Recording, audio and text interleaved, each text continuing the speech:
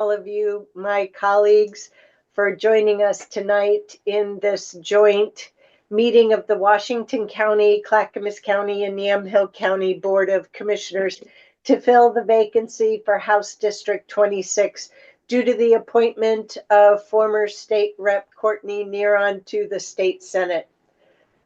Pursuant to ORS 1, actually, before I go any further, nope, I'll keep going. Pursuant to ORS 171.6060, sub 1, and AOR 165-010-0060, County Commissioners were notified of the vacancy on May 9th of this year. The Democratic Party Precinct Committee persons of State House District 26 met and chose nominees to fill the vacancy. The nominees chosen are Chelsea King, Mary Pettinger, and Sue Ricky Smith. We, as the appointing authority, are here today to appoint one person from the list of the nominees. The vacancy must be filled no later than June 9th, 2025, 30 days after the vacancy occurred. I, Catherine Harrington, Chair of the Washington County Board of Commissioners, have been asked to chair this meeting by the Oregon Secretary of State Office. The process of today's meeting will be as follows. First, after roll call, we'll have an opportunity to hear from members of the public regarding the nominees, followed by an opening statement from the nominees.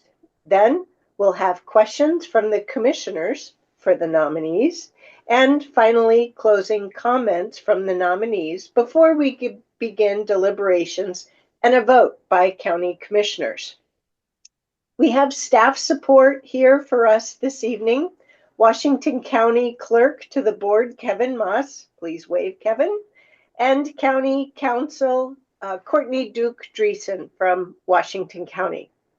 Clerk Moss, at this juncture, will you please take the roll, starting with Clackamas County? Madam Chair, Commissioner West. Here. Commissioner Savas. Do you hear us, Commissioner Savas? Sorry. Present. Commissioner Helm. Here. Chair Roberts. Here. All right. And maybe I'll keep an eye out for Commissioner Schrader, and then we'll go to Yamhill. Commissioner King. Here. Okay. And as notified, Commissioner Starrett and Chair Johnson will be unable to attend. So Washington County, Commissioner Snyder. Here. Commissioner Willie. Here. Commissioner Fye. Okay. Vice Chair Treese. Here. Chair Harrington. I'm right here. Thanks, Clerk Moss. Chair Harrington, I know that Martha's logging on right now. Oh, thank you. Why don't we give her a second? Do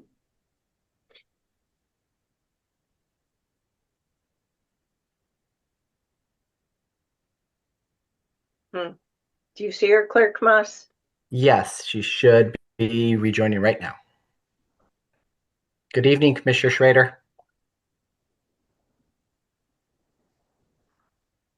Martha, can you come off mute and come on camera, please?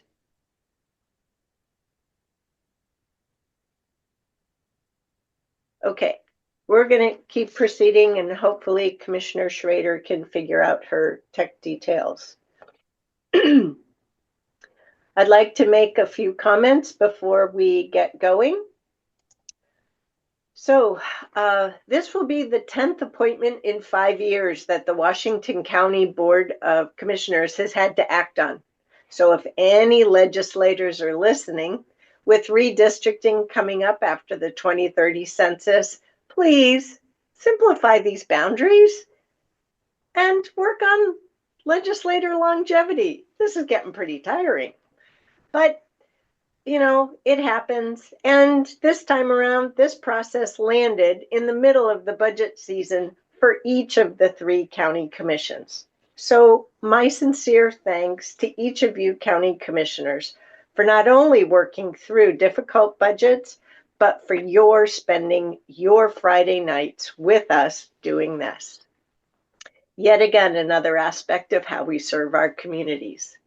There's loads of information in tonight's meeting packet, including a map of the district, voter percentage information, and a vast array of advanced public comment in support of each candidate. And we have 3 stellar candidate nominations to choose from. So this is not a straightforward decision. Based on the number of registered electors in this district across the 3 counties, we've got 59% of the voters reside in Washington County. For Clackamas County, the number's 39%, and Yamhill County, 2%. The number of actual votes tonight is determined by the number of commissioners who have not only shown up, but participate all the way through this meeting. And now it's time for public comment. We're asking each member of our community to keep your comments to 1 minute. And Clerk Moss is really great with the timer. So thank you very much for your understanding. Clerk Moss, would you please ask if anyone has comments regarding any of the 3 nominees before us? Yes, Madam Chair, we have 21 people signed up. So we'll start with the first one here. And the first one we have is former Governor John Kitzhaber. Governor, can you hear us? Can you hear me? Yes, we can. Please go ahead for up to 1 minute. Great. Thank you very much. For the record, my name is John Kitzhaber, former governor of Oregon. I'm here to support Chelsea King's appointment to House District 26. I do not live in the district. In a field of outstanding candidates, Chelsea is unique in her deep understanding of and commitment to investing in children in the first 1,000 days of life when over 80% of brain development takes place. Education starts here well before kindergarten. This is the place where the foundation for lifelong educational success is built. As the most visible statewide spokesperson for the first 1,000 Days Upstream initiative, Chelsea has spent the last 3 years immersed in this work and is in a powerful position to help make Oregon's commitment to very young children and their families more than just an afterthought. In these times of fiscal constraints and uncertainty around the future of federal funding, it's more important than ever to invest in primary prevention. These times call for sending Chelsea King to the Oregon legislature. I have also submitted written testimony. Thank you. Thank you, Mr. Kitzhaber. Next, we have Maureen Wolf. Ms. Wolf, can you hear us? Good evening. Can you hear me? Yes, we can. Please go ahead for up to 1 minute. Thank you. Good evening, Chairs Harrington, Roberts, and Commissioners. My name is Maureen Wolf. I reside in Tigard, House District 25. As a City Councilor and past school board member, I personally support the appointment of Sue Ricky Smith. With a career span in public trauma nursing, education, leadership, Sue brings a rare blend of compassion, experience, and pragmatism to the table. As a trauma nurse, Sue has seen firsthand the challenges Oregonians face in healthcare and mental health. As an educator and superintendent, she has fought for the success of every student, regardless of neighborhood. Sue understands how education and community are deeply intertwined, and outcomes are often driven by legislative actions. As a CEO of the second largest employer in the TTSD boundaries, she understands the balancing act required in finance, operations, labor, and capital needs. Sue has the skills to immediately address policy issues and how Salem's actions impact businesses and residents in our counties. We need a leader who listens and leads with integrity. Thank you for your time. Thank you, Ms. Wolf. Next, we have Betty Reynolds. Betty, can you hear us? Yes, can you hear me? Yes, we can. Please go ahead for up to 1 minute. Thank you. Good evening. I'm Betty Reynolds. I live in West Lynn and lived in Wilsonville for many years. I served on the West Lynn Wilsonville School Board as president of Oregon School Boards Association, on the Clackamas Community College Board, and others. I've known Mary Pettinger for years as a dedicated activist with House District 26 Democrats. She's experienced in local and state government, was a university department chair, a legislative advocate, union leader, and she's an expert in public policy. She understands the legislature and the process and could hit she could hit the ground running. She's a tireless leader with deep ties to the district, is experienced in management, long-range planning, and has expertise in international trade. She could provide expertise on crucial economic development, transportation, and land use issues to make House District 26 thrive. For example, she has the skills and experience to tackle the nexus between behavioral issues and homelessness, and to make Ms. Reynolds. Thank you, Thank Ms. Reynolds. Thank you. Next, we have Mayor Fitzgerald of Wilsonville. Ms. Fitzgerald, can you hear us? Yes, can you hear me? Yes, please go ahead. Thank you. Dear honorable, or hello, honorable county commissioners of Yamhill, Washington, and Clackamas counties. I strongly recommend Dr. Mary Pettinger for the House District 26 appointment. Mary is the kind of collaborative leader I think we really need in Salem. She's someone who understands the systemic and funding challenges of our transportation system and is committed to expanding housing choices across Oregon. Her focus on practical solutions will help strengthen our economy and support the productivity of our farm and forest land. Her deep understanding of the diverse needs of our state's rural and urban communities is shaped by her professional background and her upbringing in rural Eastern Washington. I'm confident that Mary Pettinger will serve House District 26 with energy, thoughtfulness, and respect, and work diligently with the local governments and communities she represents. Please appoint Dr. Mary Pettinger to our house as our representative for House District 26. Thank you. Thank you, Mayor Fitzgerald. Next, we have Garrett Pryor. Garrett, can you hear us? Yeah, can you hear me? Yes, we can. Please go ahead. Hi, evening. My name is Garrett Pryor, he, him pronouns. I'm a Wilsonville resident. Well, tonight's decision is easy. You have 3 badass women leaders before you, and for the 2 who aren't selected, happy to work on your campaign for Metro Council, County Commission, or City Council. Let's go. With that said, I'm going to give a slight edge to Chelsea King and speak in favor of her. She's dealt with the divisive issues like Dr. Sue has in our schools, but as an elected official, I think that brings a unique aspect there. She has a statewide network through a nonprofit, which has day one relationships when she steps into the legislature. And as a candidate who ran for Senate District, she's knocked on the doors and met the neighborhoods and the people that are here. When I moved here in 2018 and wanted to work on anti-racism and inclusion efforts, it was Chelsea King that people told me to connect with. And through her and my good friend, Senator Aaron Woods, who's passed, we started the Wilsonville Alliance for Inclusive Community and have been working on organizing efforts since. So again, no wrong choices tonight, but I would give the slight nod to Chelsea King. Thank you so much. Thank you, Mr. Pryor. Next, we have Tigard City Councilor Yikan Tu. Can you hear us, sir? Yes, can you hear me? Yes, we can. Please go ahead. Thank you. Good evening, Chair Harrington and Commissioners. I'm Tiger City Councilor Yikan Hu, here to express my strong support for Dr. Sue Ricky Smith. Sue brings a rare combination of administrative leadership and policy insight from her time as superintendent of the Tiger-Tualatin School District. She understands how state policy impacts local government, something we urgently need in Salem. As a city councilor, I've grown increasingly concerned about well-intentioned state law that often looks how local governments actually work. From Senate Bill 916 to housing mandates, even in housing-forward city like Tiger, these one-size-fits-all policy can lead to unintended consequences with real impacts on local communities like ours.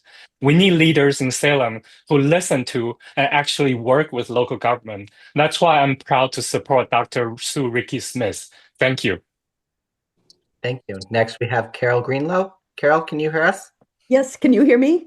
Yes, we can. Please go ahead. Wonderful. Good day. I'm Dr. Carol Greeno. I live just outside the district, but used to serve it as a House district leader, so I know much of it. I'm so connected to it, I was startled awake one morning with thought, who's going to replace Rep. Neuron? Fortunately, I opened my email and learned that Dr. Sue was running. Faced with 3 powerful candidates, I'm supporting Dr. Sue because of her extensive knowledge of the public education system. As we face the crisis in our schools at this time, intimately knowing how schools work will make her an apt replacement for Senator Neuron Mislin. She knows how to manage a budget during hard times. I've worked closely with her in developing policy for the School District Student Success Act, and I was moved by her deep commitment to equity. In addition, she has connections throughout Washington County and can bring her knowledge of our neighborhoods to the legislative process. As a former public health nurse, she understands the system which will be increasingly stressed by federal decisions. I hope you consider her, and thank you. Thank you. Next, we have Jake Sherlock. Jake, can you hear us? Yes, can you all hear me? Yes, we can. Please go ahead. Well, good evening, everyone. My name is Jake Schlack. I'm a Tigard City Councilor and a resident of House District 26. I am calling in support of Sue Reiki Smith to be appointed as our next state representative for House District 26. I support Sue because I believe she has the right values and priorities for Oregon's future. As our next state representative, Sue will fight for increased state investment in education, champion affordable housing, and advocate for living wage jobs and transportation investments that will boost Oregon's economy. Sue also has invaluable perspectives as a former trauma nurse, Title I teacher, superintendent of the Tigard-Tualatin School District. Sue has earned my trust, and I hope she will earn your support this evening. Thank you all for your time and your consideration. Thank you. Next, we have Jamie Vandergun. Jamie, can you hear us? Yeah, can you hear me? Yes, we can. Please go ahead. Excellent. My name is Jamie Vandergun. I'm a Clackamas County resident, Wilsonville, go Cats, and CEO of Trillium Family Services, Oregon's largest provider of mental health care for youth and families across the state. I'm here to strongly support Chelsea King for appointment to House District 26. Chelsea is a deeply rooted community leader with experience to lead from day one. She served as school board chair, founded community organizations, and now directs a statewide not-for-profit working closely with leaders like Governor Kitzhaber on early childhood and health initiatives. I've worked with Chelsea for years and have seen her translate community needs into real policy. She doesn't just understand policy, she builds it with bipartisan support. She's effective, collaborative, and knows how to get things done. I urge you to support Chelsea King to represent House District 26. And I've submitted written testimony as well. Thank you very much. Next, we have Senator Lisa Reynolds. Senator Reynolds, can you hear us? Yes, thank you. Hi, my name is Lisa Reynolds, State Senator for Senate District 17, half of which is Washington County, half of which is Multnomah. Thank you all for sending now Senator Courtney Neron Mislin over to our chamber. And now we need to fill the big shoes she left behind. I am here honored to support Chelsea King for House District 26. Chelsea has been in the arena. She has run for office several times, serving 2 terms on the Westland-Wilsonville School Board, including chairing during COVID. That deserves combat pay. I'm particularly thrilled at the thought of having another early childhood expert in the legislature, as I am literally this week fighting for reducing cuts to services for infants and babies. Again, I think we are honored with 3 great candidates for this, but we need more folks who have become experts in early childhood. And I know Chelsea has. We have worked together closely in the Upstream Initiative, and I urge your support for Chelsea King. Thank you so much. Thank you, Senator Reynolds. Next, we have Pramita Mukherjee. Sorry if I... Can you hear me? Yes, we can. Please go ahead. Good evening, commissioners. My name is Paramita Mukherjee, and I'm a longtime resident of Wilsonville. I'm here today to express my enthusiastic support for Chelsea King as the next representative to House District 26. Over the past year, I've had the pleasure of volunteering alongside Chelsea with the Wilsonville High School robotics team. I've seen firsthand her ability to empower students by recognizing their strengths, guiding them through challenges, and fostering an inclusive, respectful environment while encouraging them to expand their community involvement. Chelsea leads with empathy, practicality, and a deep commitment to equity, focused on uplifting underrepresented groups and bringing more voices to the table. Chelsea brings the kind of thoughtful, people-centered leadership our community needs, and I'm confident she'll serve us with vision and integrity in the House. Thank you. Thank you. Next, we have Bob Renfro. Ms. Renfro, can you hear us? Yes, can you hear me? Yes, can. Please go ahead. Good evening, commissioners. I'm speaking tonight on support of Dr. Mary Pettinger. My name is Bob Renfro, and I'm on the board of directors of the Wilsonville Public Library Foundation and currently serve as the organization's president. I am a resident of District 26. Dr. Pettinger served as director of the foundation for 6 years from 2009 until 2015. Chief among Mary's accomplishments as director were her work in helping to bring Dolly Parton's Imagination Library to Wilsonville. Thanks to the groundbreaking work by Mary and others on the foundation, funding for the program has now been expanded to include the entire state. Please refer to my written testimony for more detail. Mary's work for the foundation is just one example of her dedication to public service.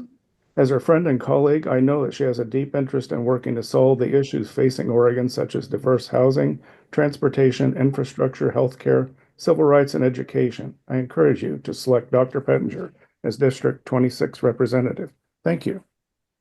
Thank you, Mr. Renfro. Next, we have Kishore Kalu. Hello, can you hear me? Yes, we can. Please go ahead. Okay, my name is Kishore Kolu. I have lived in Wilsonville for the past 25 years. I'm honored and privileged to support Chelsea King Martin. I've worked with Chelsea for many number of years since 2012, I think, and I have always admired her passion and ability to reach across the aisle, and she has highest emotional intelligence I've ever met. She is the right person for this job to reach across the aisle and get things done. I worked with her in PTA, in school board, budget committee, everywhere I worked with her. She is impressive and she gets things done in the right way. I'm honored to support her. Thank you. Thank you. Next, we have Jennifer Constantine. Jennifer, can you hear us? Yes, I can. Thank you. Good evening, commissioners and candidates. My name is Jennifer Constantine, and I live in Wilsonville. I am speaking this evening in enthusiastic support for Dr. Mary Pettinger's appointment to the open seat. Oregon is facing many problems, and the state of education is one of the most dire. As a teacher myself, I know how important a robust and effective education is for students from the beginning and all the way through. Mary knows this, she has lived this, and she is the person to join with others already working hard in Salem to find solutions. One of her best qualities is her ability to listen and find common ground. Couple that with her deep knowledge of how the legislative process works, and there isn't a better person for the job. We need Dr. Pettinger working for us in Salem.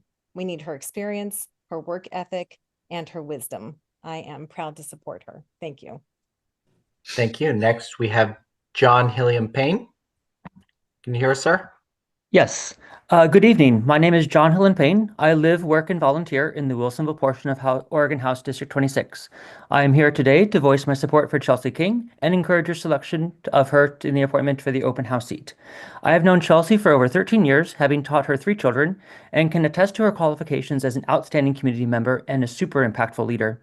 Her resume speaks for itself, and I'd like to highlight a few positions that I think that are truly stand out. One is that she truly listens to diverse viewpoints, and she has her focus on the ball, so she gets things accomplished. Sending Chelsea to Salem would mean sending someone who can work with other representatives across political parties and geographic locations. For me, her strongest attribute is via the First 1,000 Days initiative, and that's her care for working families and ensuring that parents and children have what they need from the start to succeed in our world. As a resource parent, I have seen firsthand how important this work is in focusing on the preventative side of foster care. It can be a huge, steep uphill battle for some of our families, and having a representative in Salem to be a person that has the passion, energy, and expertise to even put a dent in this work would be truly impactful. Thank you for your time, and please strongly consider Chelsea for this vacancy. Thank you, Mr. Payne. Next, we have Rick Wallace. Mr. Wallace, can you hear us? Yes, can you hear me? Yes, we can. My name is Rick Wallace. I live in Wilsonville, and I'm a co-founder of Wilsonville Pride, a brand new organization working to bring visibility, inclusion, and a sense of community to the LGBTQ+ residents of Wilsonville. Another co-founder of Wilsonville Pride is Mary Pettinger, who I think should be appointed to be a member of the Oregon House of Representatives.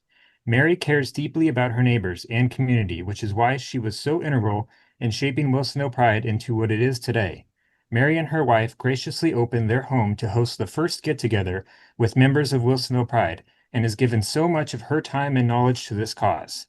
Mary puts her whole heart and soul into everything she does, which is why she will be a great representative. HD 26 needs extraordinary people like Mary Pettinger representing us. I hope you all cast your votes for her, and I hope you join us at Wilsonville's Pride Celebration tomorrow, June 7th, 2 p.m. at Wilsonville's Town Center Park. Happy Pride Month.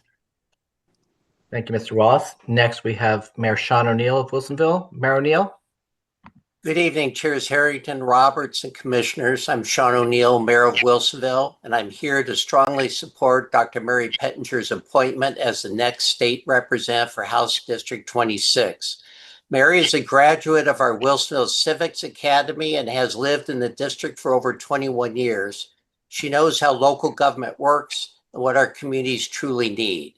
As chair of the Public Administration Department at Western Oregon University, she brings both academic expertise and practical insight into the challenges cities face, from infrastructure to workforce development.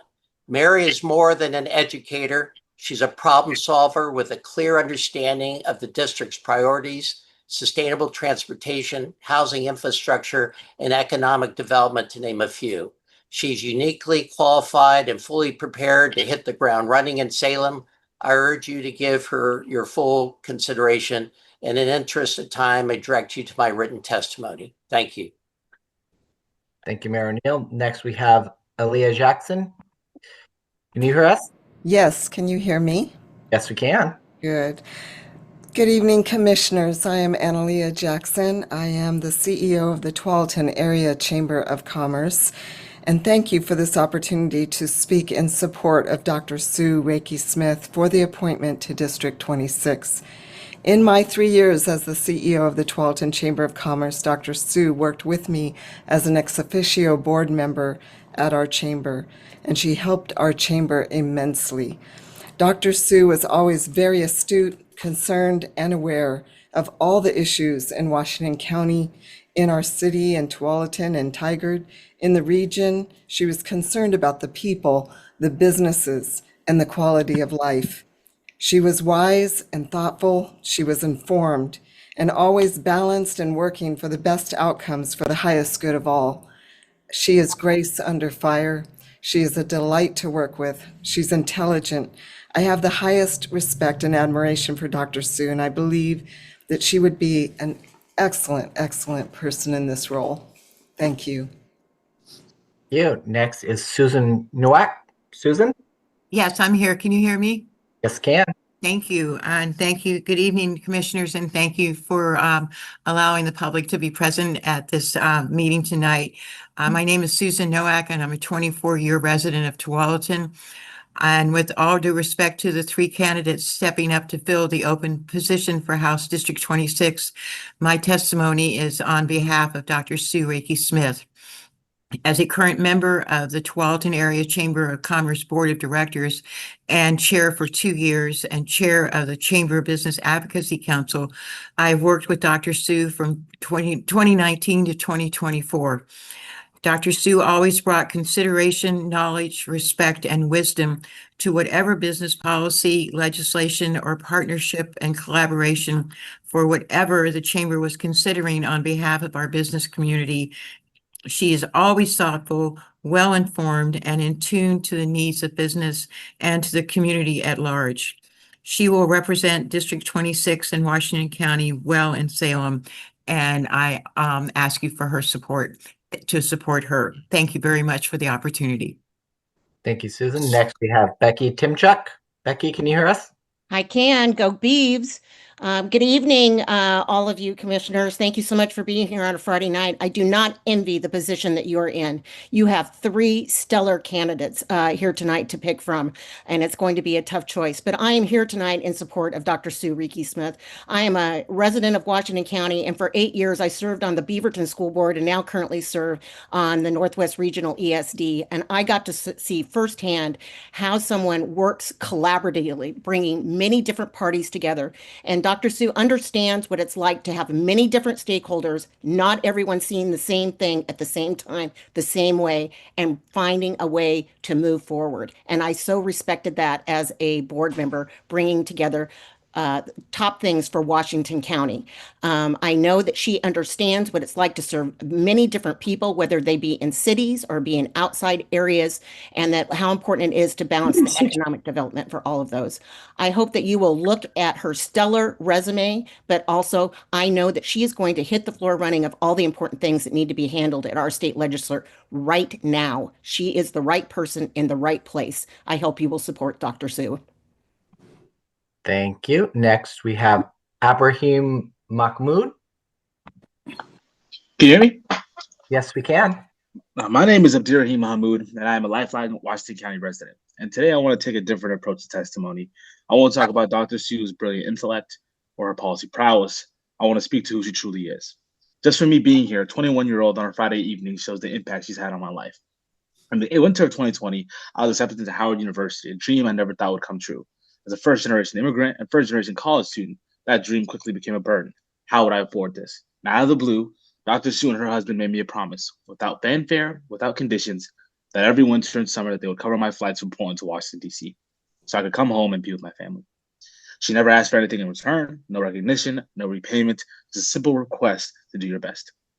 That one act of kindness didn't just get me home for the holidays. It reminded me that I mattered and that someone believed in me. I think In a world that often measures leaders by titles or achievements, Dr. Sue reminds us that the truest measure is how you make people feel, and that's the kind of leadership that leaves a legacy. I strongly urge you to consider Dr. Sue's seat in the strongest terms. And great to see you, Dr. Sue. Thank you very much. We'll do one last call for anyone else that wanted to provide a comment for up to 1 minute. Utilize the raise hand function at this time. Not seeing any additional hands. Chair Harrington.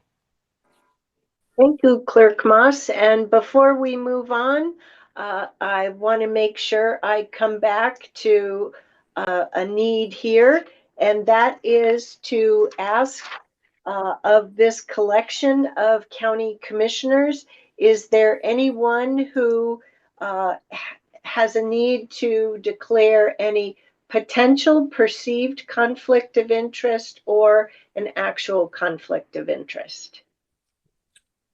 Yes, thank you, Chair. So I'd like to make a note for the record. One of the candidates, Mary Pettinger, is the wife of my second cousin. And I spoke with County Council and also had my staffer inquire with the Oregon Government Ethics Commission to see if me participating in this appointment process might pose a conflict of interest. The spouse of a second cousin is not a relative under the Oregon Government Ethics Law, and thus there is no potential or actual conflict or other prohibition that prevents me from participating in this evening's appointment process. Thank you, Chair. Thank you, Commissioner Willie. Anyone else? Okay, well, now that we've made sure we've taken care of that, the next step, thank you to all the members of our public community. We had a great set of written material, and boy, you all really brought it all to life tonight. So thank you for taking time tonight. At this juncture, we'd like to hear from each of the candidates and their opening remarks. And we're going to start with Chelsea King, followed by Mary Pettinger, and then Sue Ricky Smith. And then each of them will have the opportunity to provide their comments. Let's see, how long did we give them, Clerk Moss?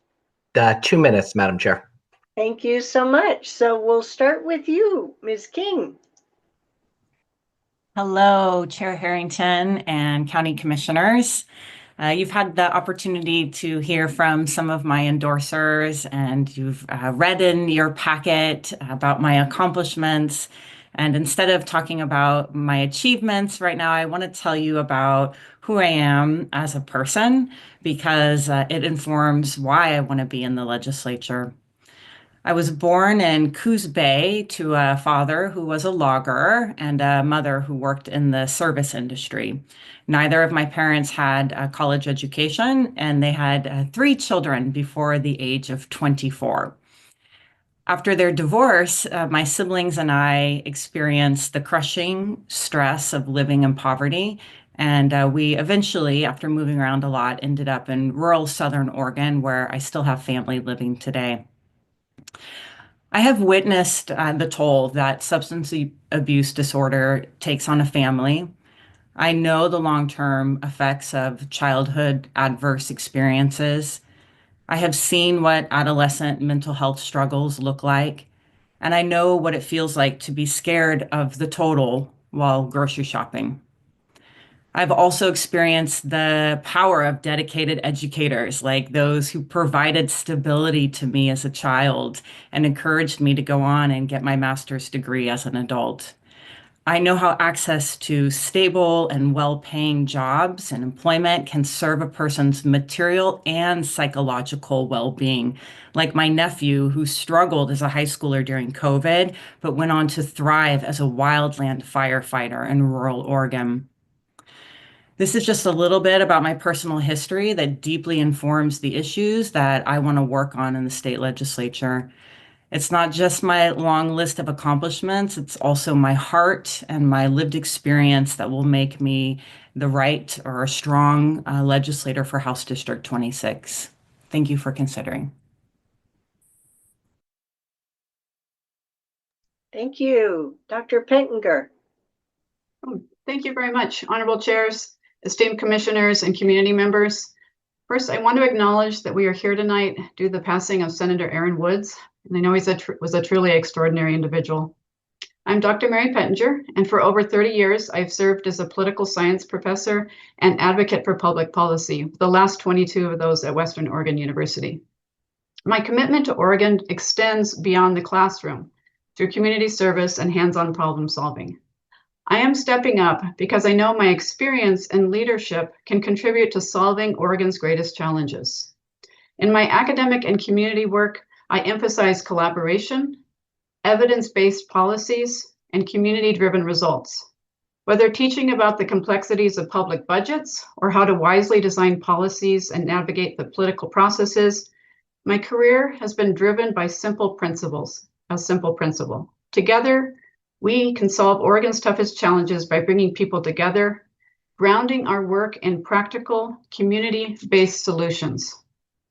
Oregon stands at a crossroads as we navigate economic and funding uncertainties and the growing demand for infrastructure, housing, and public services.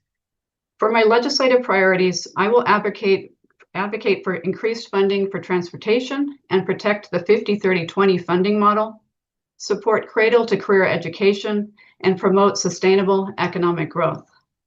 If appointed, I pledge to be a pragmatic, solutions-oriented voice in the legislature, focusing on leveraging partnerships with my constituents and public leaders such as yourselves, securing new resources and deploying them wisely. Together, we can build a 21st century infrastructure, address our housing needs, develop more economic opportunities, and deliver the progress that Washington, Yamhill, and Clackamas counties deserve. Thank you for your consideration of my candidacy. I'm ready to get to work for the people and the communities of House District 26. Thank you. Dr. Sue Ricky Smith. Thank you so much, Chair Harrington. Good evening, Chair Harrington and commissioners. I'm Dr. Sue Ricky Smith, and I'm grateful for this opportunity to interview for the House District 26 vacancy appointment. I look forward to responding to your questions this evening. I applied for this position not because I dream of a political career, but because my nearly 5 decades of public service as a trauma and public health nurse, a public educator, and a school district superintendent uniquely qualify me to hit the ground running and ensure that the concerns of the citizens of the 26th District are well represented in the remaining weeks of the current legislative session and the 2026 short session. As superintendent of 2 major districts in Oregon, as the president of the Oregon Association of School Executives, and as an appointed member of the Educator Advancement Council and the Oregon Educator Benefits Board, I have a strong track record working across party and constituent lines, advocating for policies that strengthened our schools workforce, and the communities they serve. I have overseen complex budgets during challenging fiscal years, utilizing return on investment strategies to ensure every dollar was spent well. I've managed $370 million in school bonds, which involved navigating permitting, construction, and infrastructure challenges while ensuring that projects were delivered on time and within budget. I'm proud to be endorsed by Tualatin Mayor Frank Bubenek, Tigard Mayor Heidi Lube, former King City Mayor Ken Gibson, Tigard City Councilors Hu, Slack, Shaw, and Wolf, the Tigard Chamber of Commerce, local school board members, and House District 37 Representative Walters. These leaders support me because they know I'm pragmatic and focused to solving problems, not partisan politics. On a personal note, I'm a 3rd-generation Oregonian, a wife, a mother, and a grandmother. I assure you that if I'm selected, this Oregonian is ready to go to work for the residents of the 26th House District. Thank you. Thank you to each of the 3 of you. We're going to have some tough choices to make tonight. Next, we're going to move on to the opportunity for each of the commissioners here tonight, having the opportunity to ask candidates questions. So we're going to go through each of the commissioners, and each commissioner will have the opportunity to ask a question, and we'll rotate through each of our nominees. First, Chelsea King, then Mary Pettinger, and then Sue Ricky Smith. Okay? So, county commissioners, I will keep track of who has asked a question, but who would like to kick us off? And please know this, if nobody raises their hand, I'm happy to start. Oh, there we go. Commissioner Ben West, you start. Thank you, Chair Harrington, and thank you to all the candidates for stepping up to do public service. It's much appreciated, and so all of you are exceptional with exceptional resumes. And since there's such a strong education background with all of you, and we continue to lag much of the nation in education outcomes, my question is around education. Oregon continues to rank at the bottom in most education outcomes. Who am I asking this to, all of them or to one of them, Chair? All of them, perfect. Oregon continues to rank at the bottom in most education outcomes. Would you support reinstating graduation requirements for reading, writing, and math? Go ahead, Chelsea. Thank you, Commissioner West. Reinstating graduation requirements for reading and math and writing. My understanding is that there are standards that students have to meet, and there are statewide assessments and local assessments that measure students' achievement against those standards. So unless I'm not understanding your question, I don't know about reinstating them because I believe the standards are there. Oh yeah, let me clarify. There are no current requirements of proficiency in those core subjects to receive a high school diploma in Oregon. Okay. I think that I would like to have a conversation with you about that. My understanding of the system and how students earn their diploma is a little bit different perhaps than what you're stating in your question. But one thing I will say is that I know that we are not going to shift reading outcomes and math outcomes and writing outcomes if we keep doing the same thing we've been doing. There's no amount of money that we can invest that is going to change the outcomes that we're getting. What I believe we need to do is begin to focus much earlier. One of the key metrics we look at, in addition to these graduation requirements that you're talking about, Commissioner West, are things like kindergarten readiness. And by the time a child enters kindergarten at the age of 5, 85% of their neural pathways have already been developed. And the impact of adverse childhood experiences has already set the human on a trajectory. So if we're going to shift any of those downstream outcomes in education, we're going to really need to invest in that first 1,000 days of life. And that means before preschool. Dr. Pettinger, you're up next on that question. Thank you very much for that question, Commissioner West. I've had similar questions about what to do to help with education in the state of Oregon, and had thought a lot about that. I know in the past there were standards that we had, and I remember the time of No Child Left Behind, when there was a lot of testing and so forth, and states had to do testing and release those results and so forth. Whether or not we need to require more of schools in terms of what to do, to me, I'm cautious on that because I know that each school is unique and each district is unique, and so I would be uncomfortable making a standard that would go across all the schools. It's something I'd like to explore more of, though, if you'd like to have a conversation about that.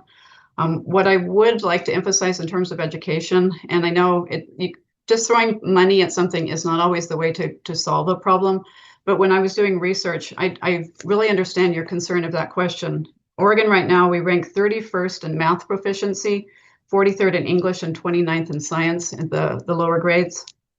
And that really concerns me that Oregonians are not receiving, or not, in comparison to other states, don't seem to be holding as strong.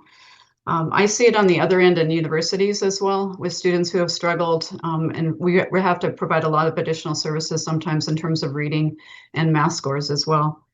So the other statistic that really surprised me was seeing that we rank 48th out of 48 states as a percentage of our GDP that goes towards funding education. And so while we have a higher rate of education by GDP, our funding is very low. So I was really pleased to see that there is going to be an allocation as of the May 28th press release, the Senate Bill 556 to give $11.4 billion to the state school fund. Because I do think funding and also having equity across the state is important, because I know districts are different, like I said. So I know a lot of rural districts pay more per student, but don't necessarily have the same outcomes. So it's an issue that really needs to be explored. So thank you for the question. And just to really quickly clarify, it was in 2023 Senate Bill 744 that did suspend these proficiency requirements. So it is something that you will be looking at as legislators in the near future. And I am aware that that happened. We need to move on. Sorry, Dr. Sue, go ahead. Thank you, and thank you so much for the question. First and foremost, I want to share that, yes, I am aware of 744. And as superintendents, what we noticed across our districts was the reason that students were not able to graduate and be proficient had less to do with the assessment than it did with the instruction that they were receiving. And for that reason, Commissioner West, I asked to serve on ODE's recent accountability framework. Having been as a principal, I turned around as a middle school that was undergoing federal restructure during the No Child Left Behind. And the way in which we did that was the fact that we brought people together. We held ourselves to very specific assessments and metrics, and then met those and reported on those. And so I appreciated the opportunity to be on that accountability work group, to share that information, but also to work collaboratively with the other stakeholders, OEA, teachers, concerned citizens, Stand for Children, because we all want our children to be proficient. That work has now resulted in Senate Bill 141, which is working its way through the legislature and has very clear markers for accountability, beginning at kinder and moving all the way to grade 12. And I am in support of that bill and the methodology that they are applying relative to not just professional development, but directed professional development, directed coaching, and then to the end, directing and helping districts spend their dollars in a way that is most efficient and most effective. That is the reason why I support the use that we had in Tigard-Tualatin relative to return on investment strategies, so that we knew that the programs that we were delivering to students were going to deliver ultimately both from kinder to 12th grade to students who were proficient. And we had data that would back that up and show that those dollars were either being effectively used, and if they were not, then we would reallocate those to the programs that were showing results. So yes, I look forward to supporting Senate Bill 141 and speaking with you further relative to the proficiency standards. Okay, we're going to move on to the second question. And before I do that, it will be coming from Commissioner Nafisa Faye. And I'm going to rotate through the candidates. So we'll next do the order Mary Pettinger, Sue Reckie-Smith, and then Chelsea King. I see your hand, Commissioner Savis. You'll be, I'll go after you. So you'll be the next commissioner, and then I'll be the fourth one to ask questions. Okay, so Commissioner Nafisa Faye will be asking the next question. It'll be answered first by Mary Pettinger, then Sue Reckie-Smith, then Chelsea King, and I will be using the 2-minute clock. Thank you. Go ahead, Commissioner Faye. Thank you, Chair Harrington. Good evening, everyone, fellow commissioners from various different counties and candidates. I agree that we have our work cut out tonight. I wish there were 3 state representative seats that we could just deploy you all 3 of you. So we're in a bit of a unique position tonight than we have been in the past. So I just wanted to recognize that. And the question I want to ask you is the same question I've honestly been asking previous appointments. We're in a bit of a different time with a new administration, and there are a lot of concerns I hear around civil liberties. And I've been asking whoever gets appointed, your previous colleagues, both for Senate and state rep seats, that what kind of an energy will they be bringing to Salem to fight for civil liberties, and then to be a spokesperson or to really stand up for our communities who are afraid and who are expressing fears. And so just that. No, there's no I gotcha question. Just civil liberties and your energy level and what kind of oomph you have to fight for civil liberties. Okay, Dr. Pettinger. Start my clock too. So I really appreciate this question, Commissioner Pai. It's something that I take to heart. As you heard from one of the people who spoke for me, I am a very out lesbian. And so I know there are times when I feel like the community that I am is under attack and we need to be protected sometimes, but a way that I respond to that is to be active and to be myself, and so that the community sees me. So I know we are at a key crossroads, and with civil liberties particularly, and that does concern me. I teach about civil liberties in my classes, and I'm active on my campus as well on that issue. I think it's a core part of who the United States is, as with our Constitution and our Bill of Rights, and so the key civil liberties that are defined in there. And I also think it's a responsibility of all of us and public servants to live and embody those values. So that is something that I take forward and I live in my day-to-day life.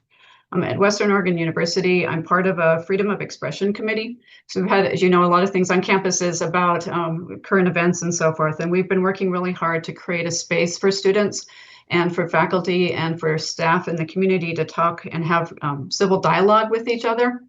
And I know last year we put on an event where we had training for students on freedom of expression, different ways that they can express themselves, understanding the legal sides and so forth, and then had a panel of people who've worked on that issue. I think events like these are really important for us to be visible and to be seen, and for people to know that, understand what civil liberties are and what they need to do to protect them. And so like I said, I've been very vocal in my community. I've been very supportive with my students, with my family, with my friends.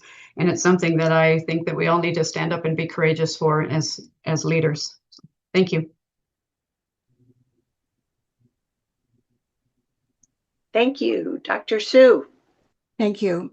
Thank you, Commissioner Fye, for the question, and I'll cut right to the chase. During my time at Tiger Tualatin, I had the opportunity to work with Abdi, who we heard from this evening, on a hate speech bill, the first of its kind in the district, in the state, first of its kind in our district, and first of its kind in the state. Additionally, I stood up with our director for civil rights within Tiger Tualatin to make sure that we set up family affinity groups so that we could hear across the spectrum of students that we served in Tiger Tualatin School District. And as late as the last year, before I retired, I stood my ground when confronted with individuals who wanted us to renounce our equity policies, our hate speech policies, and our LGBTQ and trans students. That came at a personal cost, not just to my safety and my spouse's safety, but to my children's safety as well. And so considering this appointment, it was a conversation that we had, and because I said, I will be who I am, which is to stand for those who need voice. I will stand for those who deserve to have the rights to liberty and to peace. And I need to know where you stand. And they said, we stand with you, Mother. We are here to support you in that work. So the work that I will do if appointed, will continue to express those values and to ensure that civil liberties are protected as codified within the Oregon statutes, and any new legislation that might come along that would strengthen those. Thank you for the question. Thank you. Ms. King, there you are. Hi. Thank you, Commissioner Fye. Indeed, our civil liberties are under attack.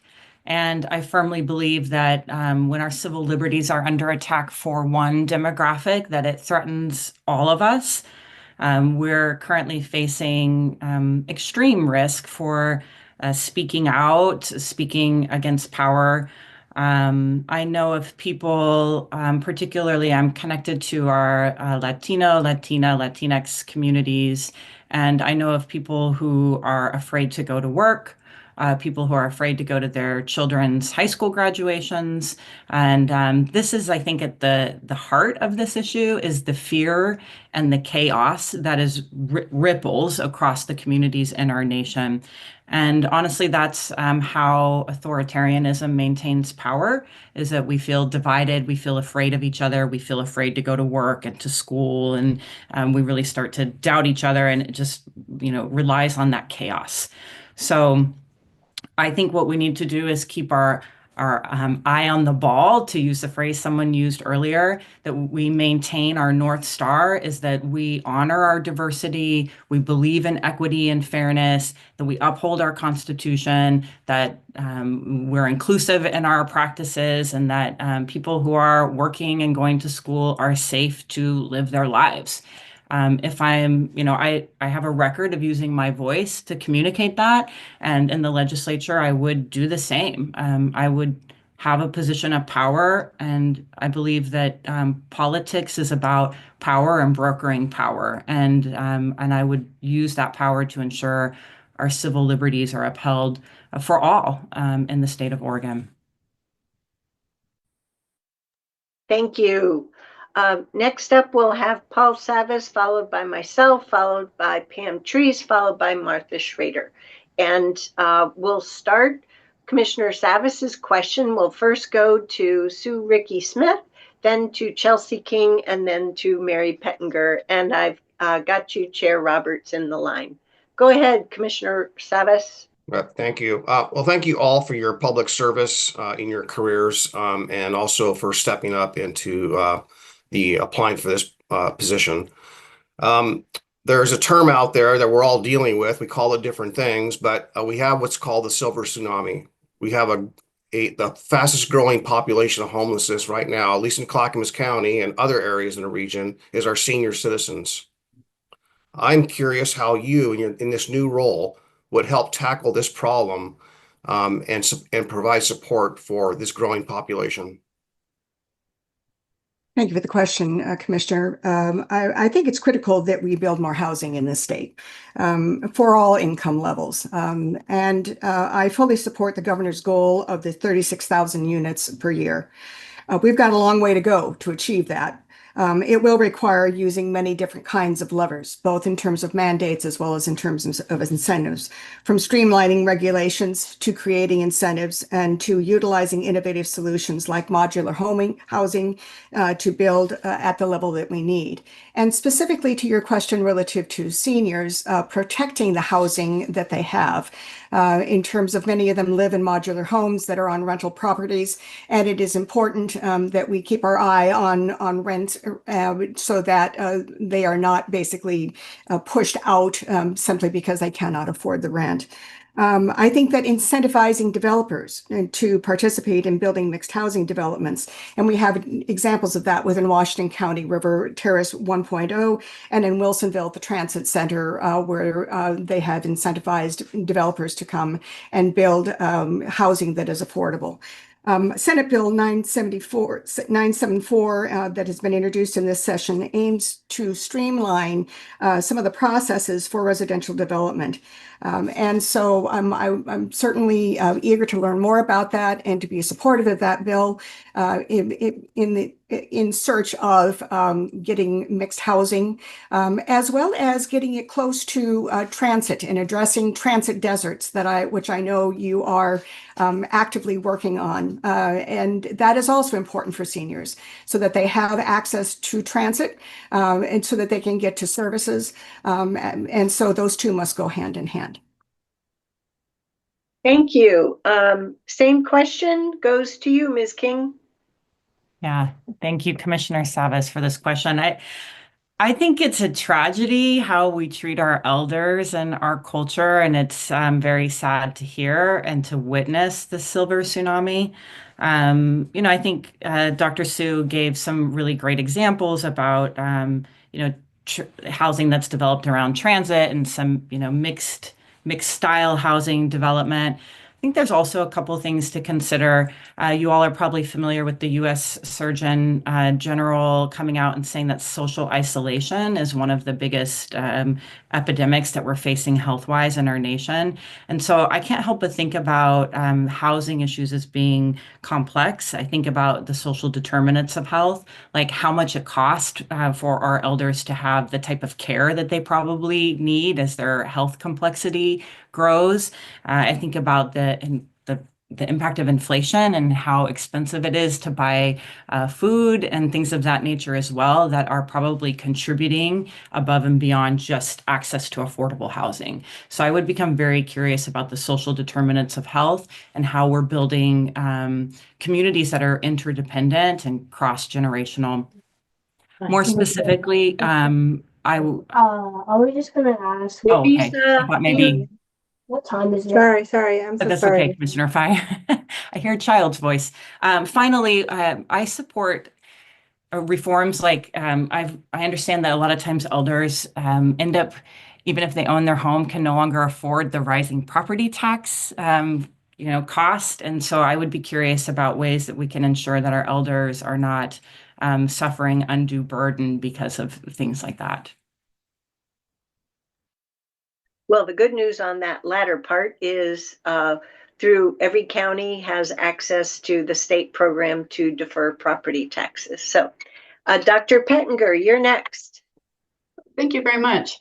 And following over what's already been said, so as I was planning on things that I was going to say, some of them have already been said, but I really want to reiterate some of those points. And I had the opportunity last week to watch the documentary No Place to Grow Old, which some of you might have already seen. And that was it was really profound for me to think about that the fastest growing demographic is our seniors, people over the age of 55. And that really concerns me because that's the time of the year or time of the life when you think you're going to be retiring.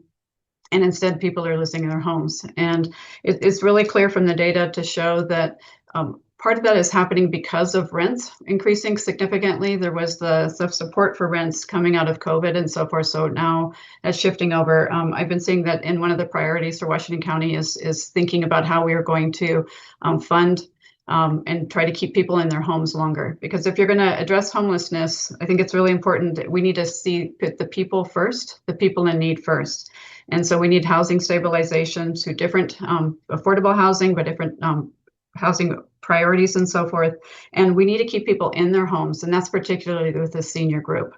We need to make sure that they have the places and then moving people off of the streets back into homes. And I've been reading a lot in terms of the housing statistics and so forth, what all the Clackamas and Washington County are doing to use the funding to get people into the houses. And so that means I know that people are really doing a lot with this. I have more that I could say in terms of like behavioral health and mental health and how that really impacts homelessness and so forth. And I think that's another part of this very complex issue in terms of mental illness and so forth. But I think the main one is to look at providing more housing, the extreme cost of housing, particularly for seniors. And I appreciate your question, Commissioner Sabas, because I think that's something that is to my heart to recognize that we need to have people first. And so if I were to go to the legislature, those are things that I'd really focus on, is really understanding the data behind who is being affected and how we can best serve them. Thank you. Sorry about that. Stop it. There we go. I don't know how to turn my phone alarm off. Sorry, folks. There we go. Okay, so I'll be the fourth member of our commissioner panel. So I've got following me, Commissioner Treese, Commissioner Schrader, Chair Roberts, Commissioner King, and then Commissioner Snyder. So the next rotation will be Mary Pettinger. Let's see if I've done that. Yeah, no, sorry. Chelsea King, followed by Mary Pettinger, followed by Sue Ricky Smith. So you all three are doing really, really well on all these different topics. I'm going to shift over to another category of services, public safety and justice, which has many interconnected parts from the federal level, state level, county level, and even down to city levels.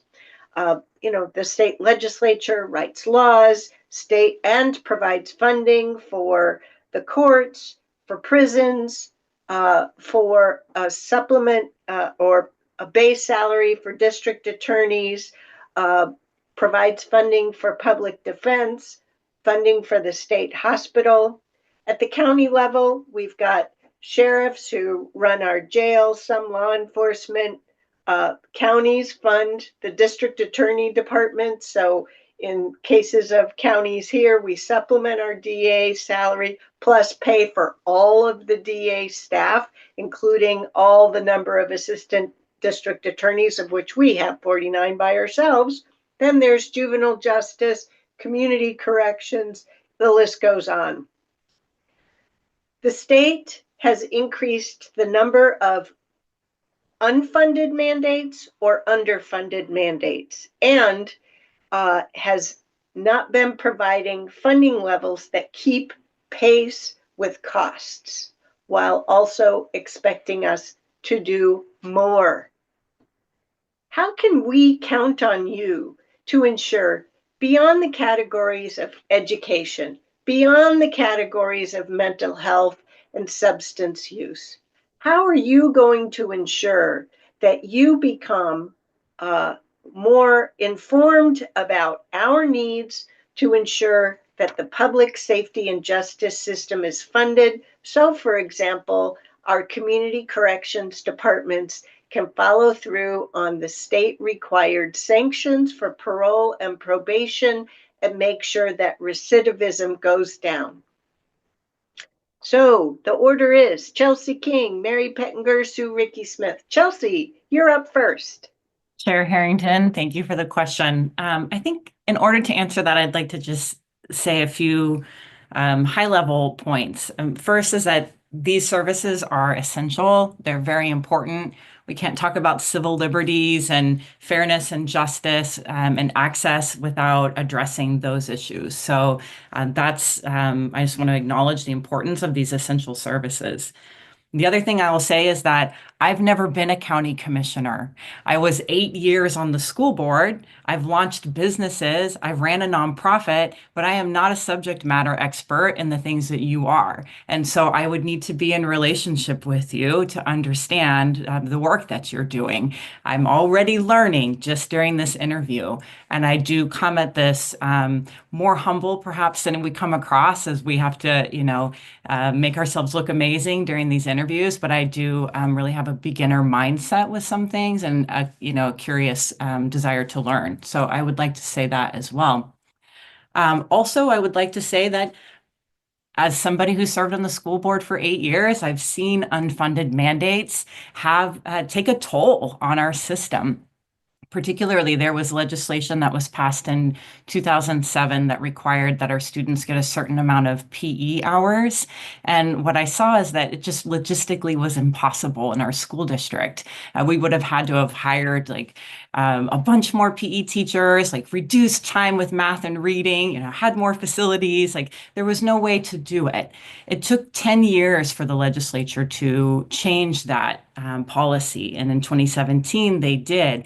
But in the interim, it took a while, and administrators had to justify why they couldn't live up to this unfunded mandate. So I would want to be in partnership with you. I would want to learn more about what you're doing, and I've lived the pain of the unfunded mandate. And so let's look at how we can make sure you have what you need to provide these essential services. And finally, if we begin to change our political will toward the first 1,000 days of life and capture people during a really fundamental period in human development, then we might even be able to reduce those costs downstream.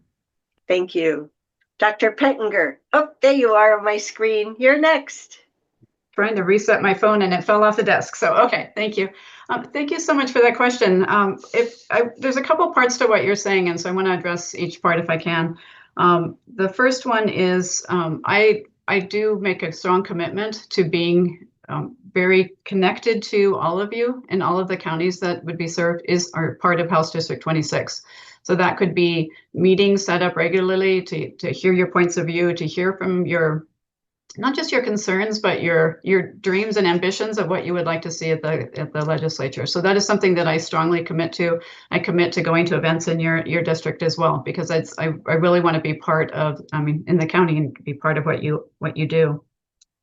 The unfunded mandates part, I think, is also part of your question. And I think with the other, as Chelsea was talking about it, we experience that also at the university level, and things that we're asked to do without any funding. And our budget's already really tight. So it's really hard when we're asked to do things that we don't get the part for. So in a way, I feel your pain, but I also recognize how that makes things very difficult when you're decision making. So I was reading about Washington County and with your latest budget, and I do recognize that you're all in the middle of budget season. So I appreciate you being here. But the cuts that you're having to make, if I read that right, it was $26.1 million. And that's a lot to take out of a county budget. Particularly, it looks like it's coming from the Child Support Services program and not filling positions in sheriff's offices and the DA's office as well. So those choices are real. And I recognize that makes it really hard to govern when you don't have the funding that, as one of the fastest growing counties, you don't have the funding to provide the services that you see that are needed. And so that's something I know, how to address the funding problem in the state is a gigantic issue and something that I'm quite aware of. As I'm looking at filling this role, how I would do that. And I just want to recognize that that's something that I'm very aware of, and I want to learn more from all of you to try to make sure that I can prevent unfunded mandates as much as possible to actually make real change that doesn't harm. Thank you. Thank you. Sue Ricky Smith, Dr. Sue, you're up next. Public safety. Thank you, Chair. Let me start at the top at the federal and work my way back down into the local. First and foremost, I have some experience during my tenure in Springfield working with Lane County commissioners back in DC, advocating for adjustments in the timber funds because it funded safe and rural schools as well as county budgets, and specifically relative to law enforcement. As a superintendent, I valued highly the relationships I had with the police departments and worked side by side with them to ensure that we maintained our SROs through a public process because that public safety in our schools was key. And because of these relationships that I still have with the federal delegation, I see it as being upstream to share with them and to find out from them what grants and other types of funding is available. At the local level, it is important that we advocate for funding, that there are no more unfunded mandates, having lived that as an educator. But it's a constellation, it's a system. So it is important relative to public safety that it is regular conversations with each of you as commissioners and to hear from you. And many of you, we've had that conversation. And my first question to you was, what's getting in your road? And the same with the cities. And it is the same with business. And it is the same with other constituents within the counties, because they all rely on public safety to have a safe and viable community. And so that is my commitment, is to always have an open door, my commitment to always reach out and to always answer concerns when there is legislation that is pending that causes you angst and you want to get my ear. That is something that I'm committed to doing. But public safety is key for livable and communities that will attract business and that will be a place, particularly in this county, that in Washington County, that is growing, will be a place that people will want to be because that's them. Thank you very much. Next up, we have Commissioner Treese, and the order will be Dr. Pettinger, Dr. Ricky Smith, and then Chelsea King. Go ahead, Commissioner Treese. Thank you, Chair. In 2 minutes or less, I would like you to please give me an example, or give all of us an example of when you have advocated for a piece of legislation or for some issue with our legislature, and what did you learn from that, and how would you incorporate that learning as you receive advocacy in this new position? I'm asking because I fully anticipate to be working with you, and I want to know what the most effective way is. So thank you very much. You're up, Dr. Pettinger. Hello. So it's interesting that you asked that. So I have been involved. So I'm a member of my union, and we are at the Capitol often to ask for funding for higher education. And so that's one of the key things that I do. And I'm also the vice president of political action for my union. So we're very busy with informing our union members and getting them involved and getting involved with testimony and so forth. What I would say is, the first part from my experience is it is important, and I know legislators do need to listen and hear what we're saying, because often it's bringing those voices that they haven't heard forward to them. And so when we do that, as for the higher education, we always bring students along. And to me, when students talk about how the funding for higher education really impacts them, how tuition is going through the roof and they can't afford. And we have a lot of first generation students at my school. And so when they tell the stories, I have students who actually have that skip meals, and I've had to help them with meals, or some of them that don't have a place to sleep. And they're going to school and they're trying to balance. Many of my students are working 40 hours a week. And so when we take them to the legislature and they tell those stories, that has often been some of the most effective ways. I can go there and say, tuition is going up as a faculty member, right? And I see that and I study it, but it's the people who live it are the ones that have been most effective in bringing information forward. And so we put together days, we work through the union with other unions as well, to go and to advocate for higher education.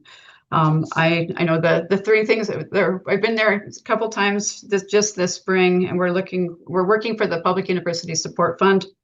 And that's just to bring funding, because right now Oregon is ranked 46th out of the states in terms of higher ed funding, and that's a real concern. But following up on what I was saying with students, we're asking for a basic needs package, and that basic needs package is to help for things like, we have a food bank at our school, because our students sometimes don't have food to eat. And so we're advocating, and those voices, I can tell you, are the ones that the legislatures listen to the most. So. Thank you. Thank you. Dr. Sue. Thank you. Yes, what Dr. Pettinger just shared with you are the same way in which I work, which is who is most impacted by this legislation and who needs to be at the table. And so would certainly work directly with you, Commissioner Treese, if it is you specifically as a commissioner, if it is a party that you are representing, it is about providing opportunity to provide testimony in front of whichever committee the particular bill is being heard. It is also about helping and directing and working with them as to how best to write testimony.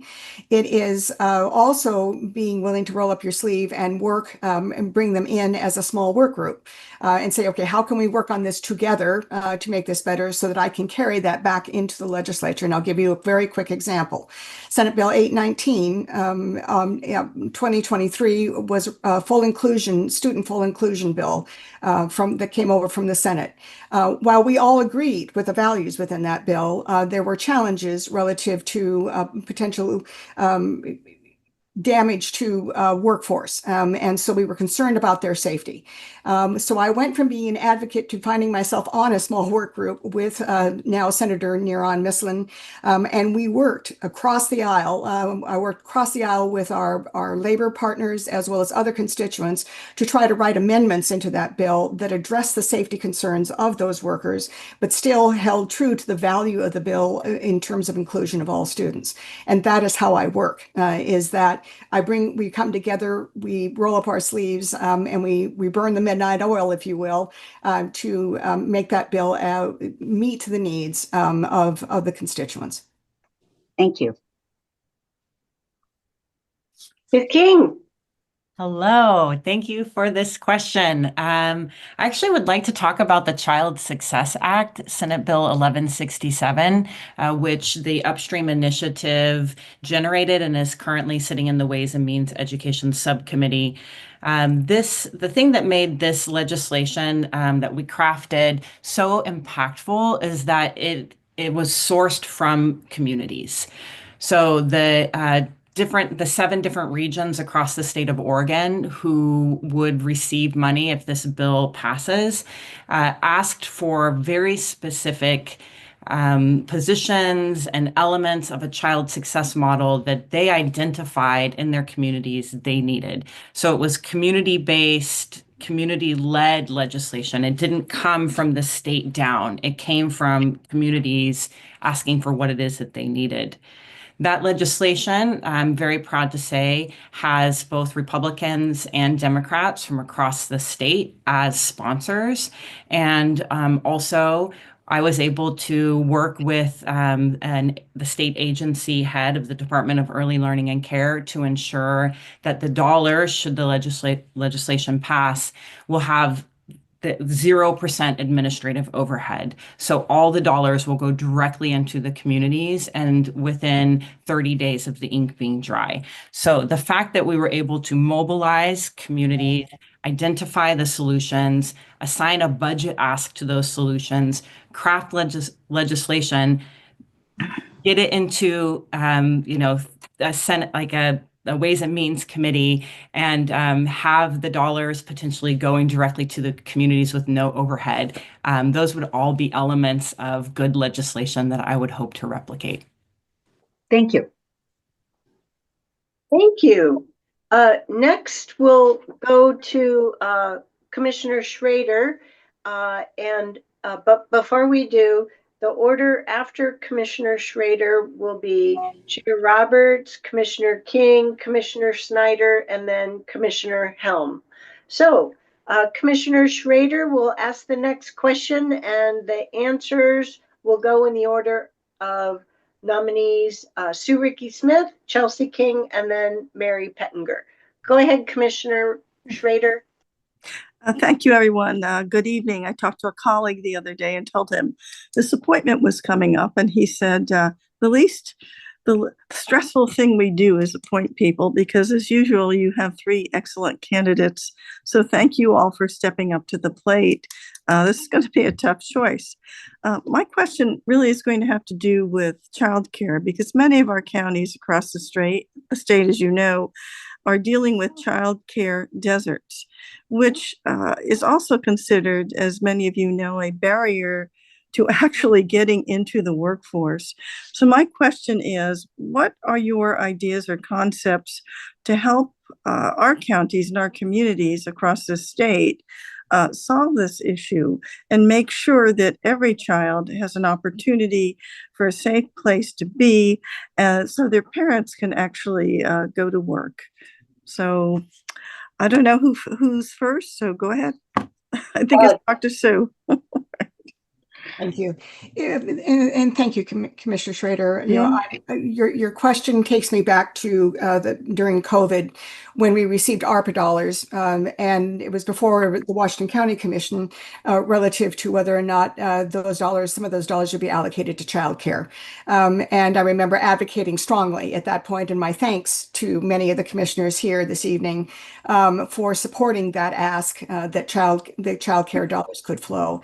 One of the things that we have looked at, particularly relative to preschool, because we know, and again, you've heard, marvelous testimony this evening from Chelsea King relative to the impact of the first 1,000 days. We know that preschool is a large piece of that in terms of school readiness, and that having childcare attached to that is a win-win situation.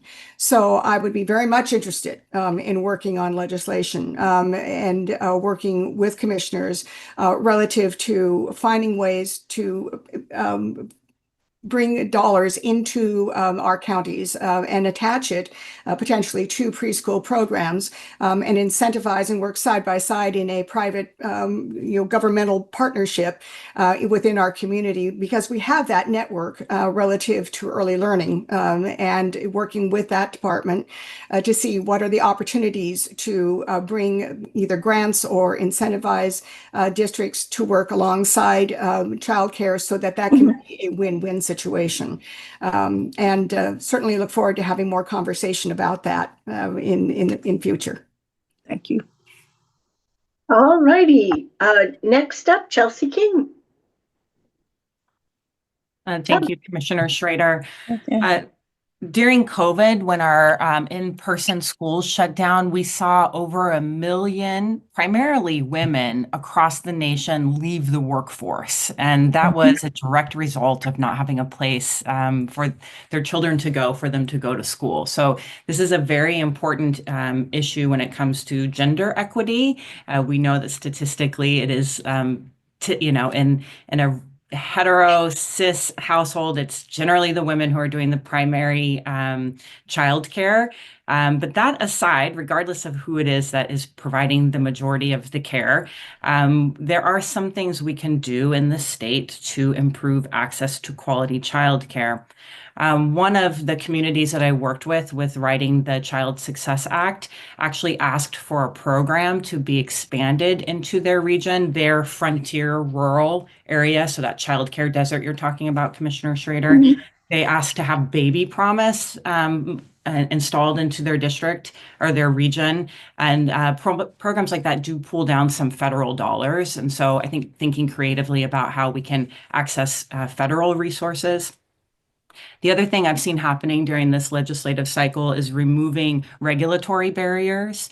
So sometimes there will be like districting requirements on home-based childcare centers. And so looking at ways that we can ensure that folks who want to provide childcare out of their home are able to do that in their community. I also agree with the statement that we need to get our business sector involved. I mean, this is a workforce issue, and if our private sector wants a strong workforce, then getting them to invest in quality infant and child care would be important as well. And lastly, investing in that workforce. So it can be a very isolating job, so making sure that they have training and support. Thank you very much. Dr. Pettinger. So following up on what Dr. Ricky Smith has said and Chelsea King, and I agree with all the different points that they've made. I think that those are excellent ideas in terms of how to solve this issue. And I agree as well that childcare is something that families face in all levels, and the cost of childcare is skyrocketed. And I think that's really important for our society to understand if we want to grow our economy. If the costs that are borne by families sometimes can prevent them from having a dual income household, for example. And so I do think that finding different incentives, I know there's an issue in terms of training. I know I'm talking about my school again, but Western Oregon has some training for early childhood and so forth. And I think that's one thing that there's a great need for that in terms of having additional training. So people that just have quality care. And I also recognize, as Chelsea King noted, that the regulations on setting up like a daycare or facilities and so forth can be really burdensome and difficult for having those actual facilities set up. I also want to note, so I do think that we can have public-private partnerships between businesses and so forth, and have government step in to help fund with that. I want to bring in some of my expertise in the background is from international perspectives. And if you want to look at a quick way to boost an economy, you can look at what South Korea did in terms of education and providing resources for women in that society. So they educated women, they provided childcare and so forth. And that's one of the reasons why they had the quick economic growth and became one of the Asian tigers. And so I think it's important to recognize that providing resources for families, providing resources for people who want to go into the workforce, and providing funding and reducing the barriers to people supplying childcare is essential. So, thank you. Thank you for the question, Commissioner Schrader. So. Thank you all. Thank you. Next, we'll move on to Chair Roberts. Your question, sir, will go first to Chelsea King, then Dr. Mary Pettinger, and then Dr. Sue Ricky Smith. What have you got for us? All right. Well, thank you. Well, I just want to kick it off by saying my thanks to all the absolutely incredible applicants. I have reviewed all the information that's been submitted. I've looked at your experience, your education, and your endorsements. And I just have to say it's simply amazing group of individuals here tonight. So I also want to thank the citizens that took the time to testify at this late hour. Well, as someone who has a lot of experience in dealing with our youth that are exposed to trauma, I have a number of concerns in this area. So with the high rates of ACE scores that we see in our youth being adverse childhood experience, and as we know, that has a direct correlation to education success. And unfortunately, knowing that Oregon's at the bottom of access in the entire United States for access to addiction and treatment, with Oregon also ranked second to the highest for rates of substance misuse. And sadly, lastly, suicide is the second cause of leading death amongst 10 to 24-year-olds, and it's been rising since 2011. So I would like to know really your thoughts about changing this trajectory with our youth facing really mental health and addiction issues, which I believe has a direct correlation to being successful in school. So that's my question, and thank you. Am I kicking it off, Chair Harrington? No, Chelsea King is actually. Okay, great. That's me. So I'm on. Yeah, sorry. Great. Thank you for the question, Commissioner Roberts, and for your years of service also in public safety.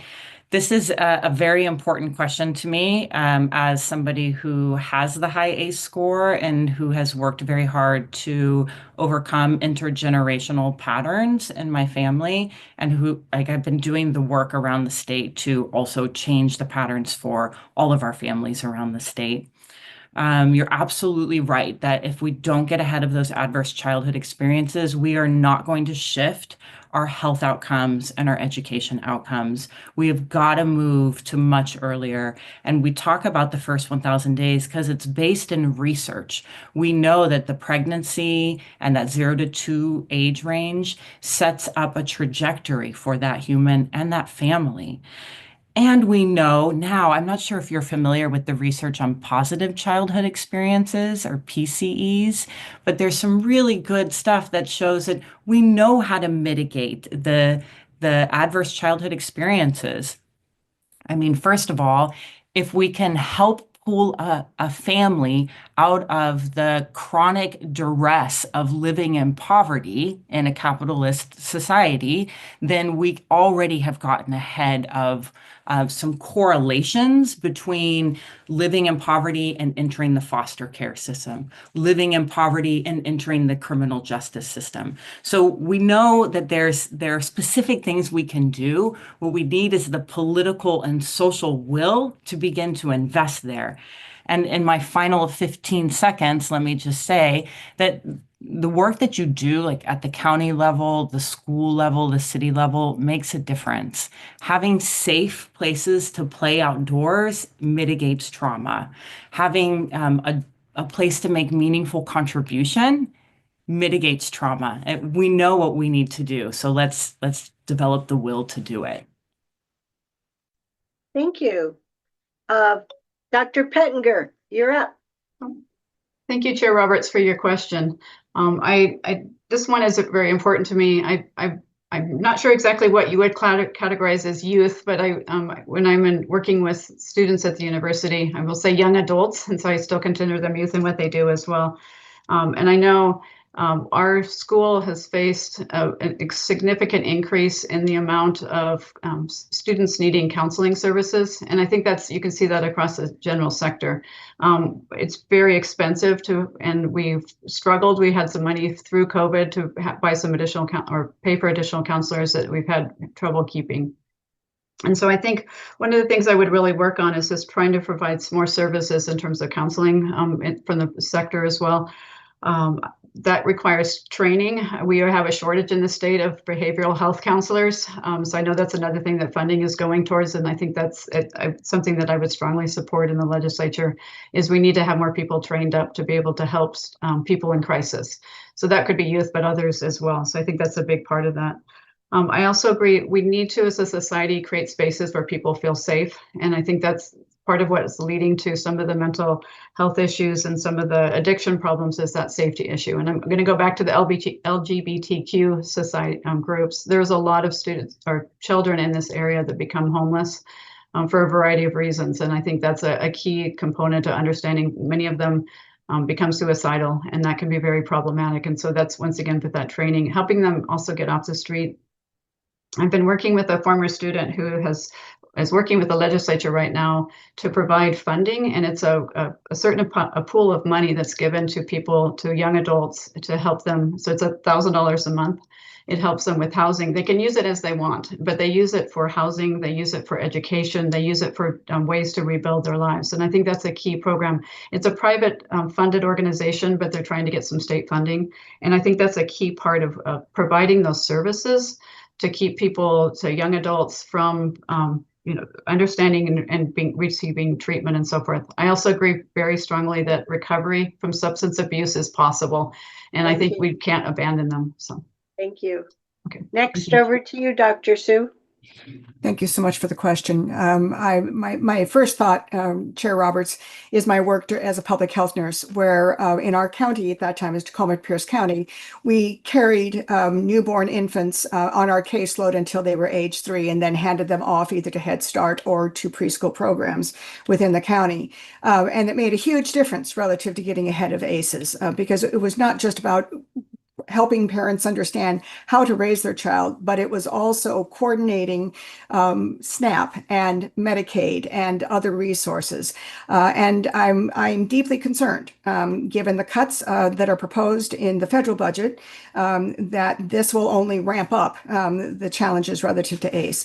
One of the things that I learned during COVID was the fact that our state really does not have a coordinated public health system in the way that I know it. And so this would be a target for me, an interest for me to see about reinvigorating that system so that we can get after young families and leverage off of the work that Chelsea King has been doing within the legislature. During my time at Tiger Tualatin, we expanded our mental health services through our school-based health clinics. We also were a grantee from the state relative to trauma-informed instruction and trauma-informed care. And we also trained our SROs so that the entire constellation of individuals that touched students during the school day knew how to behave in that manner and to look for the signs, so that students were captured early and were provided services and supports, as well as their families, because the student is just the top tip of the iceberg. You need to do that home visit and get into the homes to see exactly what is the lived experience, and what services need to be provided there. So I've also advocated at the federal level with CDC while I was in Springfield for more mental health and ACEs services. It was somewhat successful, not always, but have also that federal connection, and would be willing to certainly continue that work in a state role as well with the federal delegation. Thank you. So, Commissioner King, you had your hand up for the next question at this point, and the order would be Dr. Pettinger, Dr. Ricky Smith, and then to Ms. King. Thank you, Chair, and sorry for my camera. I'm on my phone and I couldn't figure out how to get it to work. I'm a non-affiliated voter, like 40% or so of Oregonians, and you guys are all presumably Democrats, appointed by or put here by PCP Democrats. You barely touch my county, but you essentially make policy and law for a very large state. How do you? I heard a lot of public comment talk about reaching across the aisle for each one of you, but you don't really need to. But how do you demonstrate that just as a leader? How do you demonstrate? How do you listen? If you don't need to compromise, how do you at least listen? Dr. Pettinger, you're up first. How do you listen? Thank you, Commissioner King. That's a really good question, right? And you're really asking us, how do we do that? And I think that's a key one, because I know, so we all said that same thing as well. So I want to take a case of when I was a leader at my school, for an example. And during that time period, we were facing budget cuts, and I had to work with layoffs and work with the administration as well. And so I had to balance the needs of the faculty or my friends that I was supporting, as well as the needs of the administration. And so I see that as, in a way, across the aisle, right? That's working with different groups as well. And I had to come and meet and make the case for why the layoffs couldn't take place, and for the administration to express to the faculty why those layoffs were taking place. And it was a very contentious process. And I was in the middle. I was the person that had to convey information back and forth. And that's where, for me, it was a case of really having to lead with humility, to do a lot of listening, to a lot of understanding different points of view, to trying to represent different points of view, no matter how I thought the outcome should be. And so I had to spend a lot of time, really, people who were angry, people who didn't want to have something happen to them, who didn't feel like they were heard. And so it was a lot of listening and advocating, a lot of many hours talking to different individuals, spending time with them. I think one important thing is that I think people always want to feel like they're heard. And I think that's a key part of the reaching across, is to work with different groups. The other part that I would share with that is, when I'm teaching in my classes, I take pride in the fact if my students can't figure out my political party, because what I do is I always try to make different points of view and make sure that people see things from different points of view, because that's how we learn and that's how we have quality dialogue with each other. And so that's, for me, the reaching across is really coming to understand other people and how they do that. So when I talk about policy decisions and so forth, I always, if the class is going one way, I go another, because I really think it's important for us to be able to have conversations with each other. And that's part of that reaching across, is that valuing other people, listening to other people, trying to advocate for them, no matter where you stand. Yes, I am a lifelong Democrat, but I also, I work with a lot of people from different political parties and different ways of understanding. And that's something I value, that those differences are important to me, because I don't want to live in a vacuum by myself. So, thank you. Okay, sorry about that. Next up, we have Dr. Sue. Thank you so much, Commissioner King. And as you and I did chat about, it matters not to me whether there are 8 votes in an area or whether there are 8,000. They deserve the same respect and commitment to hearing their concerns. And so it is important to me, much as what we've heard Dr. Pettinger say. I'm intellectually curious. I want to know, and I especially want to know from those who are saying, no, this isn't a good policy, or no, this isn't the way to go, because they may see something that I haven't thought of. They may have a concern that has not yet been voiced, and that is important. And so I have sat outside many Republican offices when carrying bills during my time with supporting COSA, because I wanted to know what they thought, and I wanted to know what their challenges were. And that was important to me, so that we could advocate for a bill that everyone could live with. I have, in the example that I gave earlier this evening relative to Senate Bill 819, I worked across the table with labor. I worked with Disabilities Rights Oregon, which had a completely different point of view. And together we were able, because we listened to one another, and I checked my understanding, and then offered, in humility, a solution. And then we were able to craft amendments that we felt would have made the bill better. And so this is the work I enjoy doing. I'm typically known as the yes whisperer, the individual who says no to me. I will say to them, I know you're saying no, but I will stay with you until we can get to yes. That is what is of interest to me, and that I enjoy doing. So whether it's in a town hall, whether it is one-on-one, whether it is across the aisle, if it is important to the work, it's important to me. Thank you. Jeez, I don't drive this very well. Sorry about that, folks. You're up, Chelsea King. All right. Thanks for the question, Commissioner King. Yeah, your question is about listening and reaching across the aisle. I think I can speak to ways that I've done that in my leadership on the school board. I held the gavel during some of the most contentious times in recent public education history.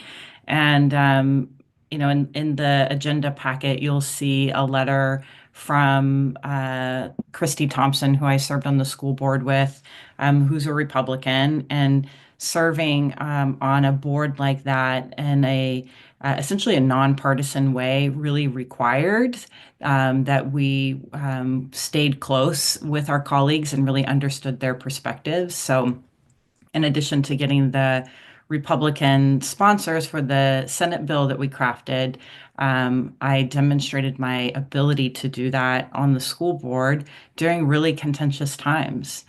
But I'll say also, how do I listen? I listen with empathy. I listen with curiosity. My beloved father was a Republican. I grew up in rural Southern Oregon around a bunch of libertarians. Like these are, like I listen for commonalities and things like that. However, I do vote according to, my principles. I vote according to what I believe to be right for my value system. And so voting differently doesn't mean that I didn't listen. I can listen and be curious, but still take the vote that I believe is right on behalf of my community. Thank you very much for all those thoughtful answers. Commissioner Snyder is going to ask the next question, and it's going to go in the order of Sue Ricky Smith, Chelsea King, then Mary Pettinger. Go ahead, Commissioner Snyder. Yeah, thank you, Chair Harrington. And I've listened to a lot of discussion on education tonight, which all of you are clearly very knowledgeable about. I'm going to choose to ask you about a transportation question for a moment. Being in the legislature, there's a lot more than just one or two topics that we have to address. And frankly, Commissioner King set me up well for this. I think I'm the only other non-affiliated voter that's in a commissioner position here besides him. And I have been so for my entire adult life since I registered to vote at 18. And I set that up as framework for the question I'm about to ask the three of you about transportation. I would like to know, out of the transportation framework that the Democratic leaders presented about 2 months ago now, there was then a Republican leadership presented, I don't know if I'd call it a response, but sort of their own version of what they thought should happen. I want to know from each of the three of you, what are the one or two best ideas out of the Republican proposal on transportation that you would like to see moved forward?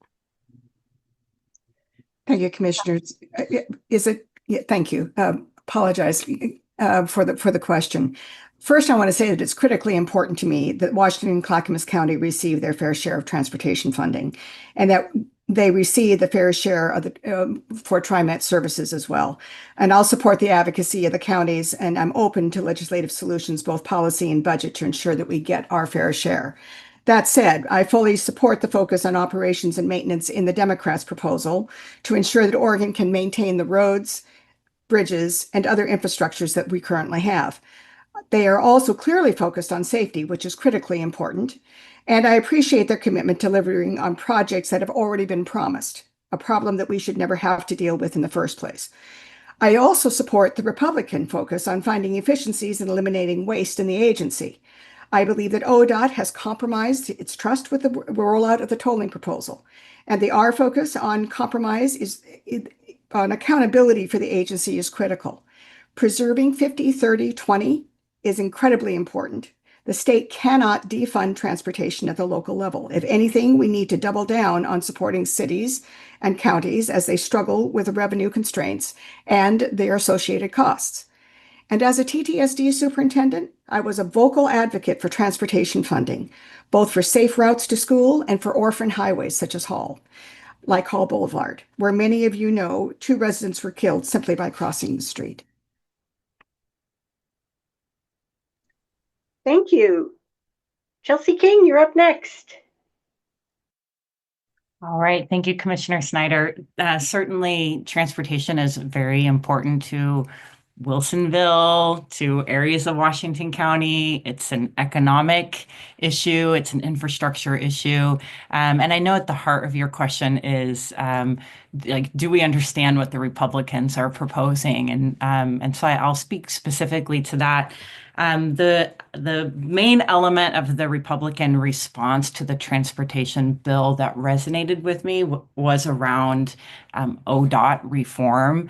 ODOT has not done itself any favors over the years with the way that funds have been handled.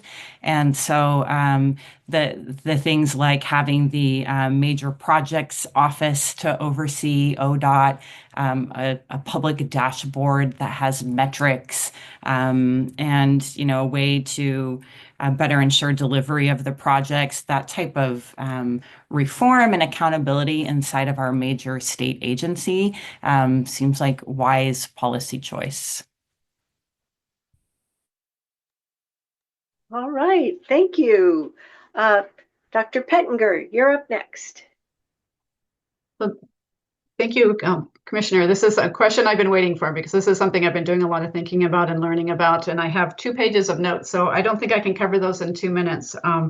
To get to the immediate question that you're asking about is in terms of the Republican side, and I think their main concern is what I've seen is it's a concern about raising taxes on Oregonians when we already have a pretty high tax rate, and so looking at things like raising the gas tax, providing extra for the miles traveled and so forth is a serious concern. And I see that concern. I recognize that concern. I know whoever is going to be appointed tonight is going to be probably sitting on Monday and having to listen to hearings about the transportation bill. So this is front and center for all of us.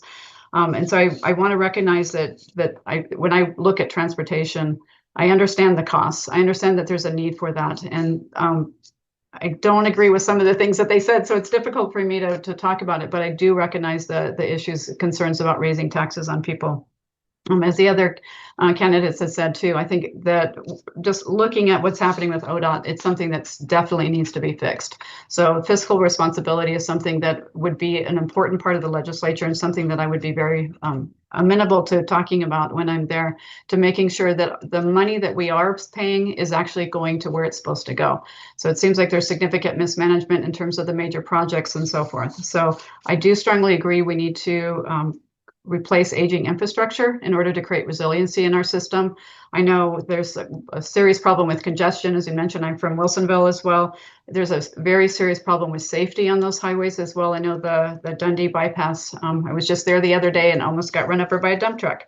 So I know that's a serious concern. And so I do want to make sure that the funding stays the same. And I talked about that before, the 50-30-20 state highway fund formula. I also one thing I don't appreciate in the Republicans' version is to cuts to transit. I think transit is essential in our state because there are many people that don't drive and they need transit in order to get to where they're going. And there are some transit deserts that really need to get the funding. And I think that's one thing that I would not favor is cutting that. So I recognize it's an issue about funding and cuts, so thank you very much. Appreciate it.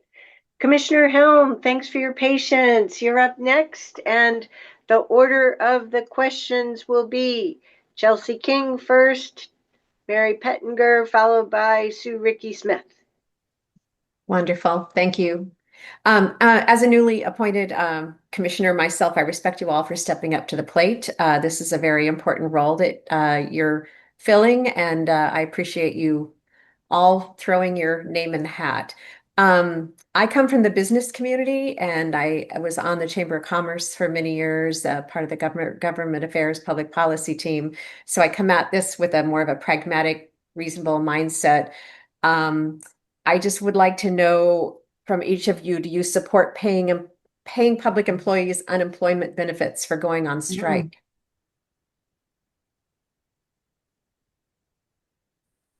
Chelsea King. Hello, Commissioner Helm. Congratulations on your recent appointment. I also come from a business background. For 16 years, I operated a small business, and I'm thankful to have done that because it allowed me the flexibility I needed as I raised my 3 kids who are all adults. And in that business, I worked with a lot of other small businesses, and I'm a proponent of like entrepreneurship and access to economic development through small business. Your question about public employees going on strike and earning unemployment benefits, I think is related to the bill that recently passed one chamber and is going on to the next chamber. Yeah, that's a really tough issue. I know that it would impact the public bodies like school districts and county governments quite significantly.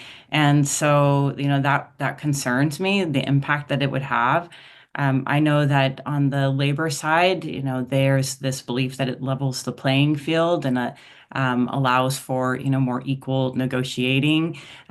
So, I don't know if I would support it or not. I would have to do some more learning about the impact. I did have a interview with a county commissioner and asked like, what would be the fiscal impact of some of your employees going on strike? And so I would want to understand better like the actual data instead of just sort of like beliefs about what could happen. Yeah, I'm looking more. I don't think our legislators understand the unintended consequences of this bill as it's going through. So Mary Pittenger will answer next. Yes, thank you. So thank you for this question. And this is one that I was assuming that we get, and I was watching the legislature this week. And so I know it has passed on and it's through the House and it's going back to the Senate now for reconciliation. And so I'm assuming it's going to go forward. It had pretty strong support as well. And I was thinking really carefully about whether or not I'm a yes or a no vote. And clearly, as you heard, as I'm a strong member of my union as well, and I know the unions back this significantly. And so I really understand from the labor side in order so when there is a strike, you have people who are lowest paid personnel and going on strike can be a real burden for them. And so I know that was one of the main reasons that the unions put this forward.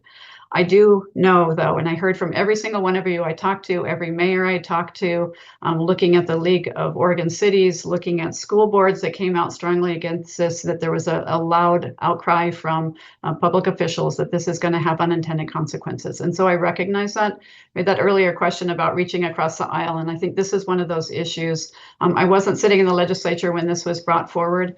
I know I had conversations with my union in terms of what the issues were as well, and I listened really carefully. One of the things that I want to do is I think it's important to recognize we should do everything we can to not have a strike.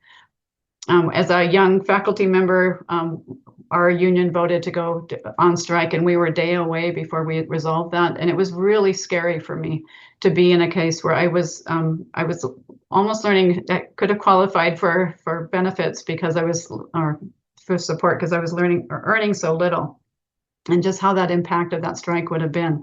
But I want you to know that I hear you. I know that it would have impacts and so forth. And this is what I can promise you is to go forward in the legislature when there are unintended consequences to take that information up. It's not a done deal, right? It is going to, I'm assuming it's going to pass through this year. But once those unintended consequences become apparent, I think it's important to bring that issue back. And I don't know who's going to get squished in the middle of all that, but I think that's important to recognize as sometimes things are done and it's important for legislators to bring those issues back. Thank you. Dr. Sue, you're up. Thank you so much for the question. And as an ex officio member on Chambers of Commerce, Commissioner Helm, I certainly understand your concerns. I would say first and foremost that I believe both in the unintended the challenges relative to unintended consequences for businesses and others, as well as the right to strike. And so it is important that both of those are weighed as we are looking at this piece of legislation. Most importantly, however, it is back to what I've said throughout the evening. I need to hear the concerns. And I know that Commissioner Willie had concerns relative to essential personnel having the right to strike. And in the B engrossed version of that bill, I do not see any amendment to the ORS 243736 that basically precludes essential personnel from striking. They have other ways of navigating labor issues such as binding arbitration. However, I am also aware of the concern relative to the impact, fiscal impact. And so one of the things that I would do upon being appointed is to reach out to the Legislative Fiscal Office and ask them to provide data that demonstrates the impact of this bill, because that is important to understand. Unintended consequences, no matter how well you work on a particular piece of legislation or policy, are always there, and we must attend to the concerns of our constituents. So if there are those concerns, those are my concerns, and that is when I will reach out either to staff or to the Department of Justice or to the Legislative Fiscal Office to get you the answers, so that we are working with the same understanding relative to the data and the impacts of legislation. Thank you. Commissioner Willie, you've got the last question. Yeah, good. I always like to have the last question or say, but anyway, that's probably not going to be the case tonight. So looking ahead, today is June 6th. Tomorrow is June 7, your first day of work. So you've got 20 in a couple of days. What's going to be your top priorities that you think you can have an impact on in the next 20 days?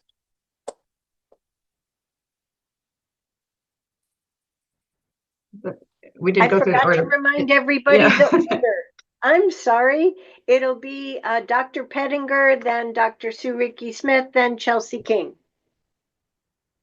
So one of the things that I'm very interested in is economic development. I haven't had a chance to talk too much about that tonight. So one of the things I like to work on is, I know with the economic uncertainty that we're facing right now, and particularly tariffs, that's something I would strongly be interested in. I have my PhD in international studies, and I teach about international political economy and have a really strong background in international relations.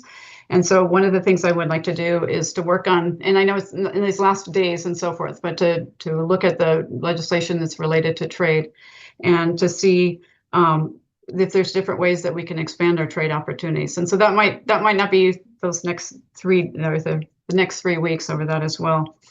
But it's something that I'm really interested in, is getting involved in terms of international trade. I'm also, as I noted, very interested in promoting what's happening with higher education and funding for higher education. It seems that the school funds are settling out a little bit in terms of what the funding will be, but I know higher education seems to be being pushed to the side. And that's something that's dear to me, because I think it's important for it to have workforce development. And we need to have funding for career and technical education, for community colleges, for public universities. We're really struggling. And so that's one thing that I would want to push really hard for. The other part I wanted to work on is related to, I'm going to leave it with those two. I think those are the two things that I would really focus on, because transportation would be my big one, because that's when I've been really being prepared for that bill that's coming forward, but also really working on economic development related to trade, working for small businesses and so forth, and then working on higher ed funding. Thank you. Dr. Sue.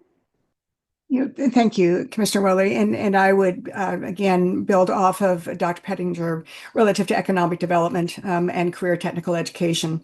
It is something that I've worked on throughout my career as an educator, and certainly as a superintendent, both in Springfield with the Springfield Chamber of Commerce and their members, as well as in Tigard and Tualatin. I think it is also incumbent upon becoming business friendly and taking a look at the things that are barriers, such as the tax structure, and in terms of land use, is an interest of mine. Going on to transportation, I had a very insightful conversation with the Smart Transit Director, Dwight Brashear, relative to the way in which together all of the smaller transit districts within Clackamas County have come together to work on solving problems and addressing deserts. And I know that is near and dear to Commissioner Savas's heart and the work that he has done. And then again, tying in housing, affordable housing along with that issue, such as the Wilsonville Transit Center. And to that point, the recovery-oriented systems of care, the work that Clackamas County has done to stand up through a summit and looking at the constellation of issues that impact addiction and mental health. All of that is of interest to me because it's all of a piece. You need strong businesses, you need strong communities that are resilient, and you need housing, you need mental health, and you need transit. And so those are the systems that I would be most interested in getting involved with and learning more about and being impactful. Thank you. Chelsea King. Yes. So this weekend, should I get the appointment this evening? I invite all of you out to coffee. Like, I think in the first 20 days, I will be doing a lot of learning and relationship building and, really pressing into the work that's on the table now. The issues that I care the most about, I mean, obviously transportation is going to be a really big one. There's a lot of work that needs to happen before sign and die. And so that's going to be one that whoever gets this seat is going to be, on day one working on. In addition to that, there's a lot that has happened legislatively for the early childhood space. Legislation around childcare, legislation around home visiting programs and nurse partnership programs. There's bills that are sitting that need to be looked at and advanced. And so I would be looking at a lot of the early childhood space as well. I know that there is potential for something like Christmas tree bill. And so what gets passed in that? I would be very curious to know that sort of last minute legislative scramble. I would have my ear to the ground about that. And, finally, I think I would be interested. I don't know the status of all 4,000 bills that were proposed during this legislative session. I do know that there was one to ban cell phone use in schools. And I would be curious to know what happened with that, because I think it's linked to our adolescent mental health needs as well. So that would be some of the stuff I would be doing in the next 21 days. Thank you. Well, we've gone through a lot of questions. Thank you for our nominees with your patience. Next, we will be moving on through candidate closing remarks, and the order will be as follows. First, Dr. Sue Ricky Smith, followed by Dr. Mary Pettinger, followed by Chelsea King. And Clerk Moss, I think this is 3 minutes, correct? Yes, Madam Chair, 3 minutes. Okay, so first up, Sue Ricky Smith.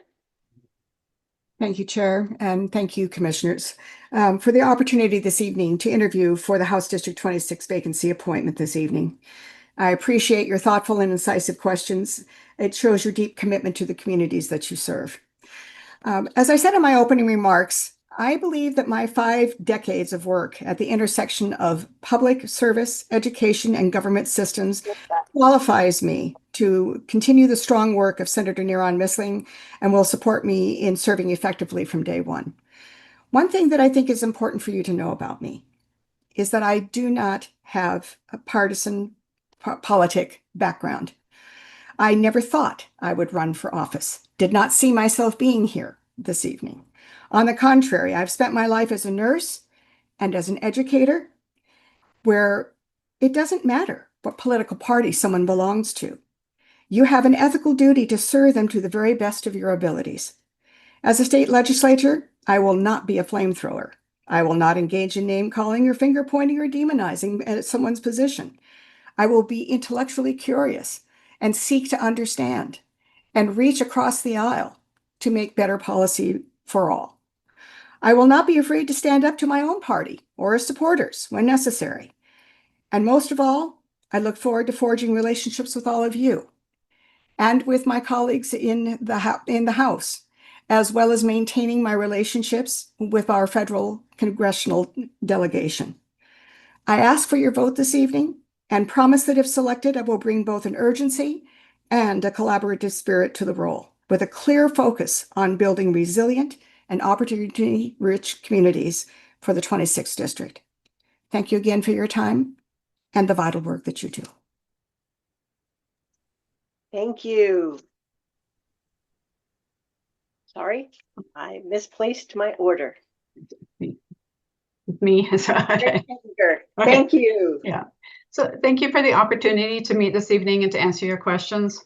I'm ready to get to work immediately in the Oregon House and represent House District 26.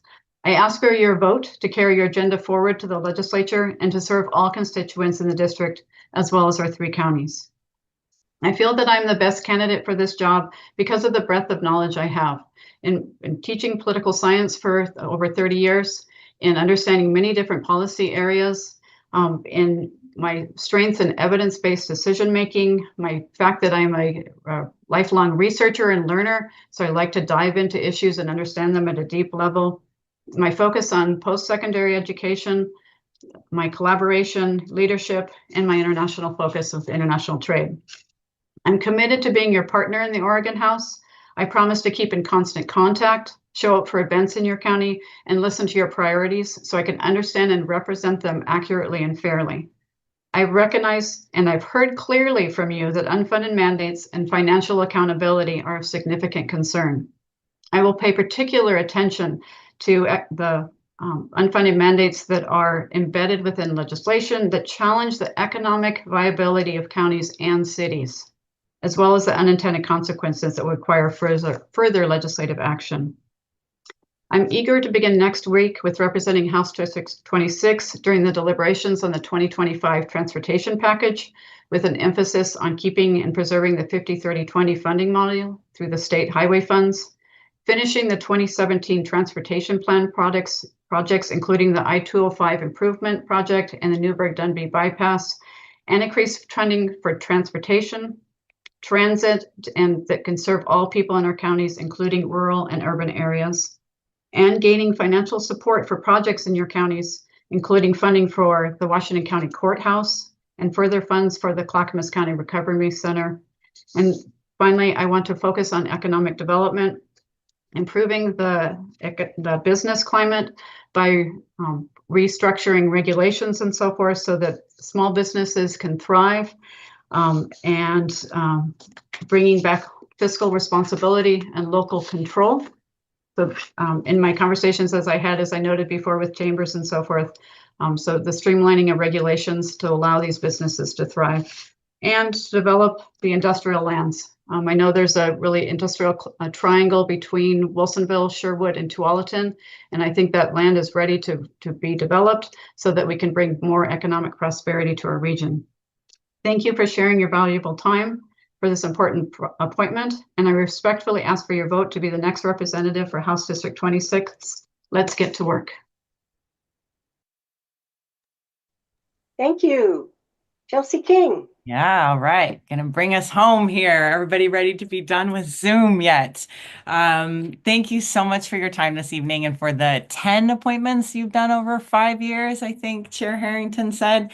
Tonight is tough that you have, 3 really qualified candidates. You asked some tough questions. These are complex issues. And I hope that I've demonstrated that I'm the right choice for House District 26.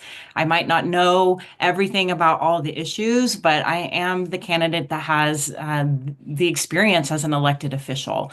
I ran for office twice, and I held 2 full terms on the school board. 7 of 8 of those terms, I was elected into a leadership position by my peers.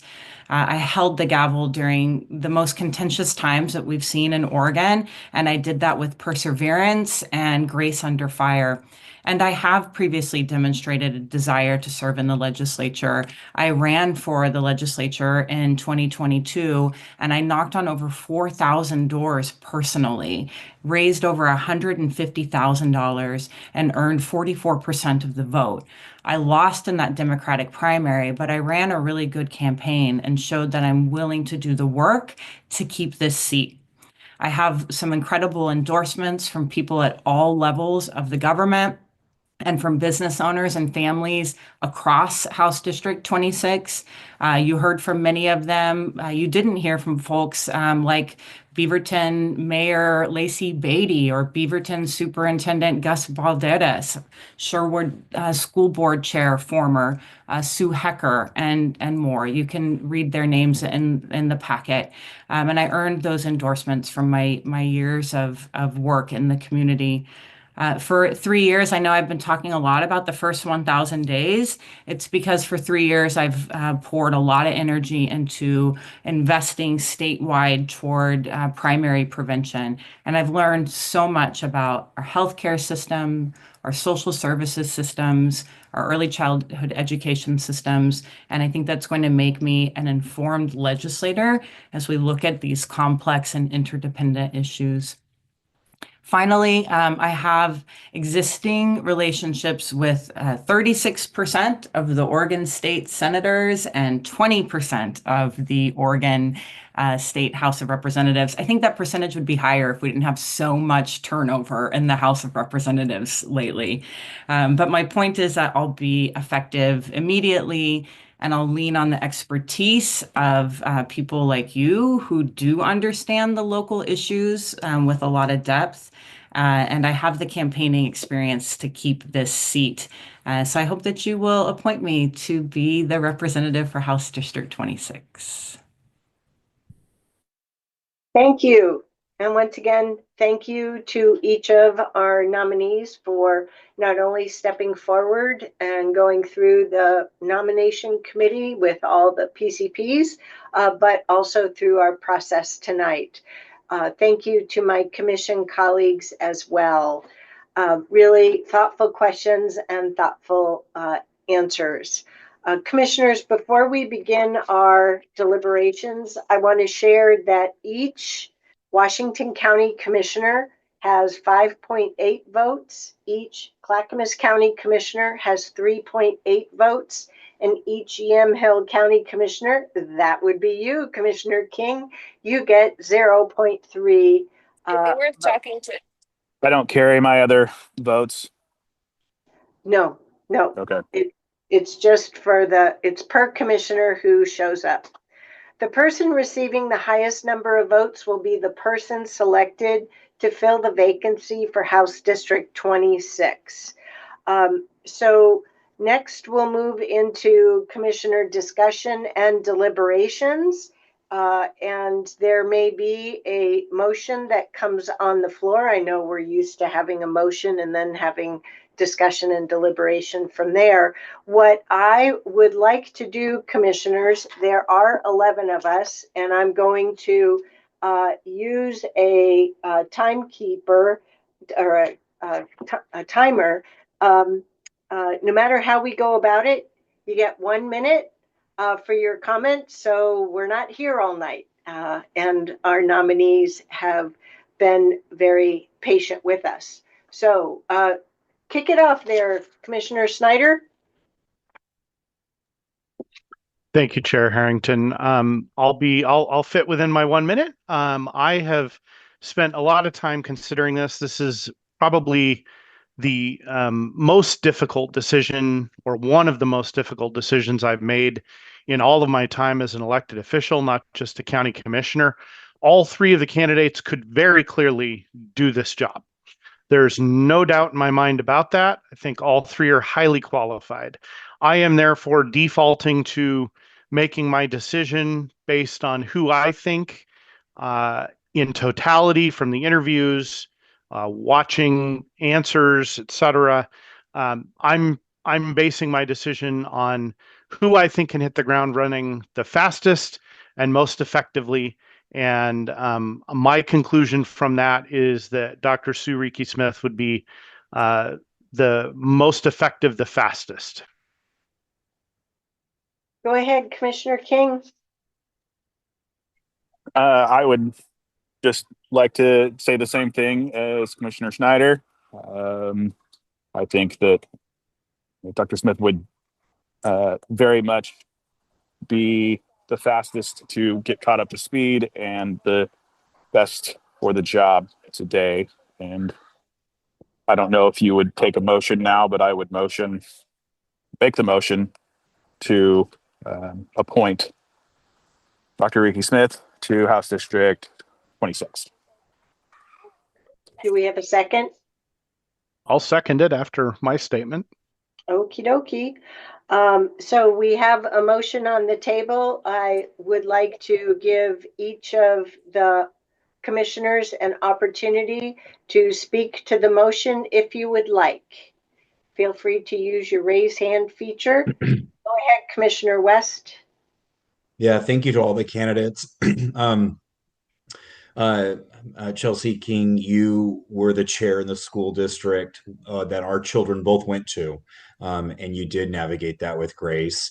Mary, you are a neighbor, and your spouse worked many years with my husband, Paul.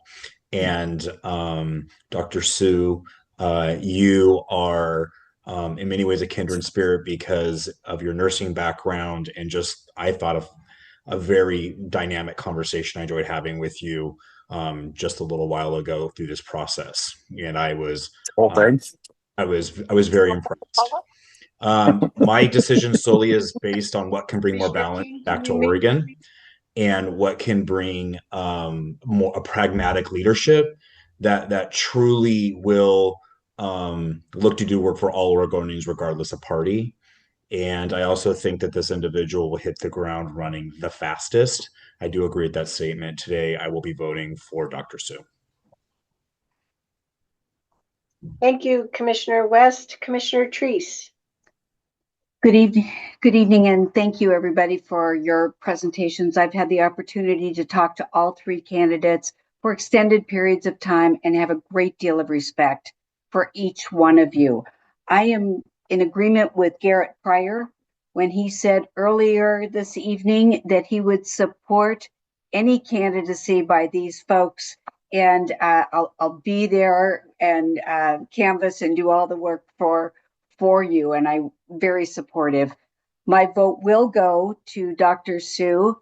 I believe that she is, as earlier stated, ready to hit the ground moving and can represent Washington County's viewpoints as well as Clackamas County's viewpoints. Thank you for your time this evening. And Chelsea and Mary, I intend to keep our relationship moving forward. Thank you. Would any other commissioners like to make any comments at this point? Go ahead, Commissioner Fye. Thank you. Thank you, Chair Harrington. And thank you to the three candidates for stepping up and putting your name in this. I really enjoyed getting to know you each and absolutely enjoyed the incredible stories and the depth of the experience that you shared tonight. It's clear to me that all of you bring so much to this table and to this position. I really well, I meant what I said earlier. I would like to appoint all three of you to this seat. But since we have to pick one, for me, the one candidate that really resonated with me in terms of their experience and the knowledge and the relationship and the expertise that they will bring to Salem, for me, was Chelsea King, and that will be the candidate that I vote for tonight. So I hope that we have an opportunity to bring another motion to appoint Chelsea King to the state representative seat. I really think that yes. Did I run out of time, Chair? Okay. Okay, I'll stop right there. Anyone else like to make any comments at this point? So I'll go last before asking Clerk Moss to take the roll. So I really appreciate each of the three candidates and what you shared with us this evening. You each have incredible intellect, ties to the community, very well respected. And each of you has demonstrated through the public comments that you do a heck of a lot better job at grace under pressure than I do, which will carry you well, not only in pursuit of this position, but other positions moving forward. I'm really torn in this decision, but I think I will be joining my colleagues in voting to advance Sue Ricky Smith. Though Chelsea, I got to say, I'm really torn. So thank you very much. I really appreciated, Dr. Sue, your experience already with public safety and justice, including with juvenile justice. So thank you. Okay, so I was last to make comments. So we have a motion on the table to appoint Sue Ricky Smith as the House designee for State House District 26 with a second. Clerk Moss, will you each call the roll for each commissioner's decision? Yes, I will, Madam Chair. Commissioner Helm? Aye. Okay. Commissioner King? Aye. Commissioner Schrader?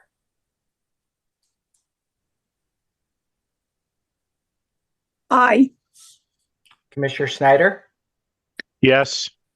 Commissioner Savas? Aye. Commissioner Fye? No. Okay. Commissioner West? Aye. Commissioner Willie?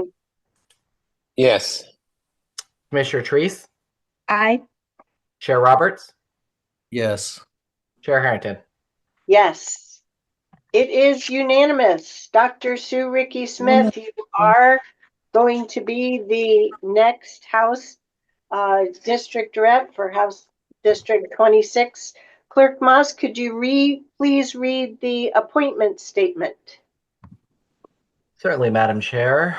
Whereas in accordance with the procedures established by the Secretary of State, the Clackamas, Washington, and Yamhill Boards of County Commissioners considered the nominations at a public meeting on June 6, 2025. Whereas at the conclusion of the public meeting, the appointing authority voted to appoint Sue Ricky Smith, nominee to fill the vacancy. Said nominee have receiving the highest number of votes as indicated on the vote tabulation sheet in attached Exhibit A. Now, therefore, Sue Ricky Smith is selected as the appointee to fill the vacancy in Legislative Assembly, State Representative District 26. This statement shall promptly be forwarded to Secretary of State as required by ORS 171.060, Subchapter 3, adopted the 6th day of June. Thank you, Clerk Moss. And with there being no other business before us tonight, I want to truly thank not only my colleagues on the Washington County Commission, but each of you on the Clackamas County Commission, and you as well, Commissioner King. Thank you for representing Yamhill County here in the process tonight. Thank you very much. I also want to thank Clerk Moss, our IT team, and the communications team for working on putting this meeting together. And I apologize, Dr. Sue, I didn't give you a moment, a breath to say anything about your upcoming appointment. But I know we wish you all well. And as you heard tonight, we know you're going to have to hit the ground running because you have colleagues who are waiting for you. So with that, we are hereby adjourned. And I got under the 9 p.m. gun. Good Sleep well, folks. Thank Have you. a great everybody. weekend. Thank you all. Bye. Thank you. Congratulations. Congratulations. Yeah.